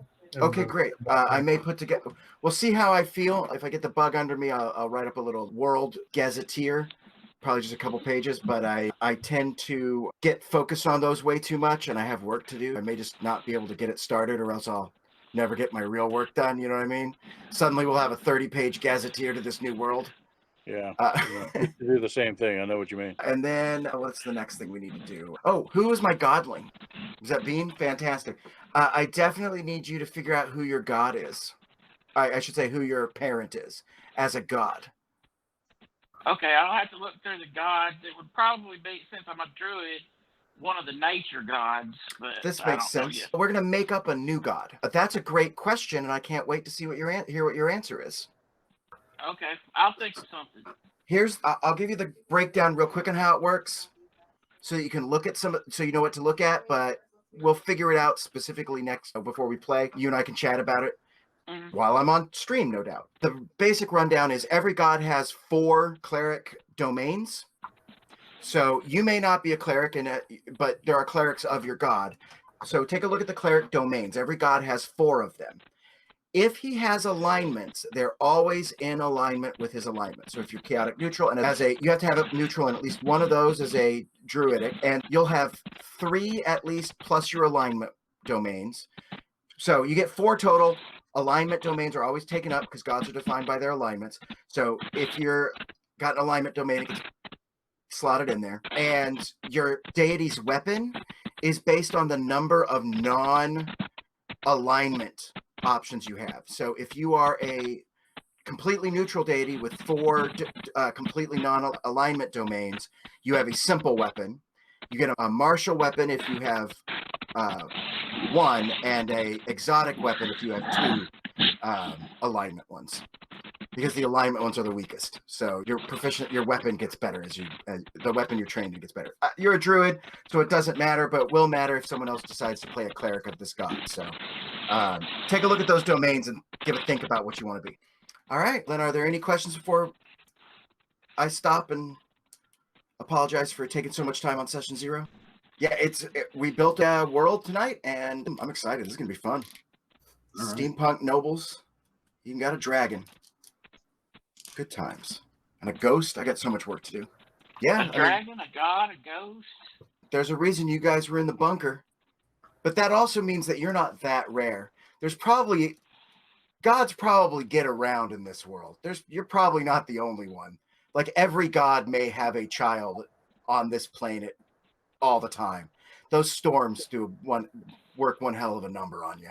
It also makes sure that religions can stay viable in amidst steampunk. Because no matter how good the arcane goes, we know our god exists. He shows up once a generation and has a baby for us to worship. Like, we know this god exists. I met him. Well, before we wander, I do want to ask, I assume you've read Brandon Sanderson? I've read much of, but not all of Brandon Sanderson's work. For instance, I couldn't make it through the Wheel of Time, so... Yeah, I'm thinking of these storms that you're throwing at us. The high storms in... Yeah, I bunker and everything about it, so yeah. Yeah, I gotta find out another name for them besides high storms. I can't call them high storms. Yeah. Brightly, that would be a mistake. Brightly. Brightness. No, I'm sorry. Brightness. They call everyone brightness. So I have my book I'm working on is called A Candle Brightly, and I was using brightly as an expletive, and then I read the Stormlight Archives. I'm like, I can't do that anymore. That's right. And it's hard to keep up with Sanderson. My God, he has a new book every month. How does this man? Oh man, I watch his blog, and the man just commits to writing, and he gets it done. Mm-hmm. He does not miss his deadlines. He's a machine. That's right. All right. How do you write 150,000 words in a month? I write 5,000 words a day. Yeah, pretty much. Do the math. That's right. Okay, buddy. Hang on a second. We're almost here. Catch me on that one. Holler out. All right, Mac. Thanks for your time. I hope I didn't bore you too much. I don't think I'm bored. I think you have a different style than we're used to. We don't tend to linger on the rules quite so much, but you are dedicated to the rules. I am, but I want you to know we're gonna be telling a character-driven story. We do a lot of setup here, and then it's gonna be very, very character-driven. You guys will be writing most of the story. So yeah, it's no problem. I'm gonna roll with everything that happens here. But that was my first impression. It's like we're hearing a lot about rules here. That's just because we're using central casting to. Mm-hmm. I need to write a program that does this for me. Yeah. Or even just a spreadsheet where I can roll them and put the numbers in, and it tells me what everything is. Because the randomness part is interesting, and I don't mind that, and I don't mind getting these low stats because I'll make a joke out of it. It's fun, but they often end up being the most interesting characters. It could be, yeah. We'll see. You ever read the Hit or Myth series by Robert Lynn Asprin? Yeah. You've even got a skeeve. So no, it's all good, and that's one of the things. Differences in style make this whole gaming thing interesting, because it would be pretty boring if we did all the same thing every time. But I'm looking forward to seeing how this plays out. Absolutely. Yeah, I'll make sure to work in a little bit of combat, because we gotta do a fight early on to shake the cobwebs off the character sheets, see where we got things wrong. There's always mistakes on the sheets, and how do I build an attack, things like that. But I think next session is going to have a lot less combat. I think it's going to be pretty focused on survival, which will be fun. Yeah, always is. And of course, you're welcome to join any of the games we're running. Sure, I'd love to play. And so, what's same bad time? Yeah, should I be ready to start something next week? What do you guys, or do you want to? Is that next week's not a good one to bring me in on, or in a place? Let's see. If we follow the schedule, we push C off. You're up next week, and you can address that. Oh, absolutely. We're right on the cusp of World War II. Okay. We're late spring 1939. It's the underground system of. We're almost like the Ministry of Magic. We go around and try to investigate some of this next level stuff and try to quash it before it gets to be public knowledge. Oh, fantastic. Okay. Like a torch, magical torch. And the American group has just gone over. We've been working with basically the High Mage of Britain. We were in Hong Kong settling a issue, and Matt's character's family has been abducted, and we tracked them to Spain. And at the behest of the French government, they've asked the players to find, what's the name of the dang thing? Durandal, the Sword of Roland. Okay. So the French have their version of Excalibur to hold dear as the Germans are saber rattling at the borders. And Britain's not going to let go of Excalibur. No, of course not. So, the teams tracked it down to northern Spain, but since Matt's family has been whisked away to southern Spain, we're going to start there at the docks, investigating what happened to them. Okay. On our way north to the monastery where the sword is supposed to be hidden. So that's where we are. Where Stephen is changing to an American scholar of sorts. Pretty much anything's welcome. What's the system? It's GURPS. Okay. I'm not as familiar with GURPS. And GURPS, what edition? 4th. And it does have, let me get out of here. I'll find it. 200-point characters. So Yeah. throw that out there. And the other thing interesting about the characters so far is that roughly half of them are descended from a Call of Cthulhu game that we ran a ways back. Okay. They're the same characters, just 20 years on. Somehow they lived. Magic. Yeah. And I cheat a little bit on the magic. I don't really worry about either you have it or you don't. It basically, it gives you X amount of mana, just robs your hit points as you use magic to pass out, basically. Okay. So that's about the only magic rule I really lean on. We're just telling a story where we are thumping the flawed GURPS system. Roll20 is nice enough to provide us with a character sheet that'll roll stuff for us. We just embraced it. Fantastic. Okay, so that means I need to get a little more familiar with 4th edition. I got you. Is that the new one, or is that an older edition? It's an older edition. Okay. I think they're up to 6 or 8 now. Where can I find a copy of I think this? 4th is actually the latest edition, Dave. One thing to mention is you'll want to send Mac an invitation to your game and create a character sheet for him. That's what I was going to do. Yeah, and I guess the rest of us are in the same boat. Yeah, I just got to find the link. And I'll get that done. Yeah, there's no sense in throwing all the games that we're doing at you right now. We can wait till next week until the next game and rotation comes up. And, throw that one at you. Oh yeah, let's see here. It's going to take me a bit to make a character, won't it? It's not too bad. If you can just have a concept, we'll fudge it till we get it straightened out. One of the things that will help me is if I build the character, anything in the rules that I need to know, if I at least build a nice generic. Do you want me to be their Spanish contact? Or whatever fits into the story real easy works for me. Probably another agent. Yeah, English agent. So yeah, so just another British agent of any sort. Okay, right. You could be a scientist, a paleontologist, or you could be just a James Bond type. There are a great many things that you could draw from to be, an investigator in this situation. He needs to know the point system. I think what is it? 200 positive, 75 drawbacks. Yeah. Okay, 200 positive, 75 drawbacks. Yeah. So that's how everything's determined, how your skills are, how many points you have in it. It's just take those points, put them where you want, 75 for drawbacks of any type. Disadvantages. Yeah. Yeah, and advantages and disadvantages. There we go. All right. 200 pos, 75 back. Okay. I'll stick this in Meet Chat. You're going to have to make him a character sheet too. Yeah, I got to do that. And I'll close my game for now. Because the game I'm running also uses GURPS as well. Okay. And it's on the same levels, isn't it? Yeah, same levels. Cinematic. And I will continue looking for a hat. I got lucky. I looked up steampunk sorcerer, and that was the image I got. Mine didn't have a hat, but as broke as he is, he probably wouldn't. You're broke for a noble. Yeah. Well, still 250. But you're right. You might not have a hat. Right. Or your hat may have a hole in it. He's got a band-aid on his head, so he's had an injury. He may have lost his head. Most of the Ifrit's heads are on fire. It's difficult to find one with a hat. That is true.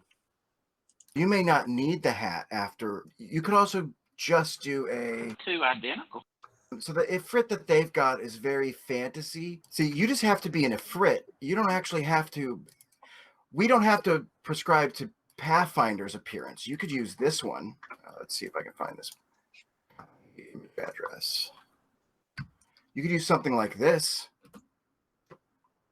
Because remember, just because it's the way Pathfinder looks doesn't mean you have to look flaming hair and red skin. You could This could be our Ifrit.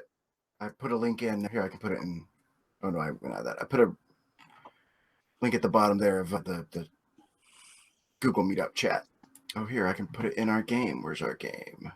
You said I had a channel? What's its name? Do a character sheet with your name, and it is visible to you. Fantastic. And it's I found it. I just posted a picture that you could use for your character, for instance. That would be an Ifrit in my mind. So get creative on the images you find. All right, I may dig around a little bit more. I've got one. I only have access to the bio info. I think you also need to give me permission to edit. Oh. On my sheet. Hold on just a second. It's not letting me open it back up. Yeah. Oh, yeah, you have to reload. Sometimes it bugs. I've closed it. Maybe that'll help. I don't seem to have the ability to change who can edit it. I'll look around some, see what I can find. Yeah, we'll sort it out. I still got to find a copy of the rules and read through them. I think there's actually a PDF somewhere for the GURPS Weird War II book. Is that all I need to build a character, or do I need the core GURPS book and the Weird War II book? Is that what I take? You can get by with the core book. It actually touches on it a little bit. Okay. There are lots of resources out there as to weapons by time period, this sort of thing. Fantastic. I should be able to do it with one of the creators too. I saw a 4th edition GURPS creator. Yeah. Knowing the positive and negatives will probably give me everything I need. And like I said, there's not a whole lot of difference between the different versions. I came up playing 2nd edition, and now we're up to this, and I can't really tell that much difference. Okay. I'm not super stickler because I'm God here. All just you just wing it a little bit. Yeah. It's almost like you don't make game rules for a living and therefore feel the need to adhere to them strictly. Yeah, I'm just here for the die roller. We've done lots of things. We just roll percentile for pass fails, and we use some sort of system just so we can highlight what our characters trained in and what their interests are, and then we just roll pass fail. There's a couple of really good games that I like built like that. Face or Masks works like that, just right from the system. Really cool game. And then what's that other one? The Fudge system, the one they did the Dresden Files in. I really like that one too. It's very pass fail, very dirt, but it does a lot of cool mechanics with. What is your theme? Yeah. I like Fudge. I have Fudge dice. They're cool dice too, aren't they? Yeah. Today's game is very Dresden Files-ish. When are we going to get Thomas to run a Stargate game? We're going to get Thomas. Can we not tell him who I am? And can I play in that game? That's what I was thinking. Let Mac begin the game. Can I rules lawyer him? Just rules lawyer him? Oh, we tripped him up one time, did it random, and my wife happened to be playing, and she asked, well, what stage of their menstrual cycle were they in? And she was just reaching for anything to be a commonality. It was great. That's me. That's great. It's always wonderful when someone sticks it to someone else. Just a little bit. Just a little. Matt enjoys it, so be prepared. You got to leave room for my jokes. You're not going to have a problem with most anything that happens. I like to look at the underbelly of game settings, right? Like in reality, every place you go or every setting is going to have some sort of illicit substance. That's right. Absolutely. People seek those things out. Entirely like that Bugs Bunny episode. Your entire mood and character changes with which hat you have on. That would definitely be a common psychosis in this world. If it was a magical item, it would have that effect. Oh, you remember how that went? You would get spice from Tyus, and then you would come to Loabaca in order to get stems, in order to regen your stamina, so you could keep doing the. Yeah, we had a little racket going on. It's pretty bad. Star Wars Galaxy stories, and I think the funniest I can remember concerning rackets was the racket in a cantina where we had several characters that were trying to become Jedis back in the original Jedis are hard to become phase of Galaxies. And so the devs dropped a hint that the way to become a Jedi was to find some random combination of classes that were unique to every character. And there were like 5 different random classes that you had to hit, get all the way to max level, not classes, professions, different skill set system. And unless you hit all 5, you weren't going to get the opportunity, and couldn't even begin the path. So people were desperately trying to get all of them. And there were like 23 to 30 at the time in order to get that chance. So later on, they did find a way to discover what your 5 classes were. They introduced like a holocron, I want to say. That's right. A holocron that showed you gave you a hint of what you had to do next. And we had one of our Uber players, Ilaria, who took playing very seriously. Like you said, you rated. He was that sort of player. Most of the rest of us are just casual. You care less about rating or the +5 feather duster or any of that nonsense. So Zalaria got his holocron, and his next job that he had to max level in was image designer. Which was what? Image designer, a hairdresser. Fantastic. So he dumped. He did it. He dumped his other class, became a level 1 hairdresser, sat in a cantina, and here's what happened. So we had these 4 characters. Tyus, it was Eric there, was a smuggler, and he would be making the dust, essentially. Muon Gold. Muon Gold, and give it to the dancer character, who was Jason. And Jason, what Muon Gold did was radically increase your stamina, which is required for dancing.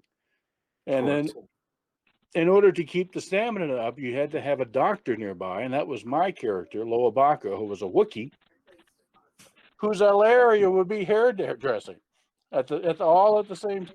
It was hilarious to watch the meaningful force of life. I miss that game. I do like Star Wars. I like the new one, the Old Republic. It's fine, but man, Galaxies was crazy. Great fun, yeah. And what I loved best about it was the jump to light speed, the space star. I loved going through that. Probably did all squadrons multiple times and multiple characters. I was pretty disappointed with the dogfighting space battles in the new Star Wars one. Yeah. Then again, runners. Nothing's ever going to be as good as X-Wing versus TIE Fighter, is it? That's right. X-Wing versus TIE Fighter is pretty damn awesome. And you get a joystick and play the old ones. In fact, quick story about that. We did a LAN party involving X-Wing versus TIE Fighter over at Steven's house way back in the day. And Steven's boy was quite young. And he comes up and he's watching us fly these things. And one of us was flying around in an A-Wing, and he's watching the A-Wing go, and the little boy's going, do it, fire, do it.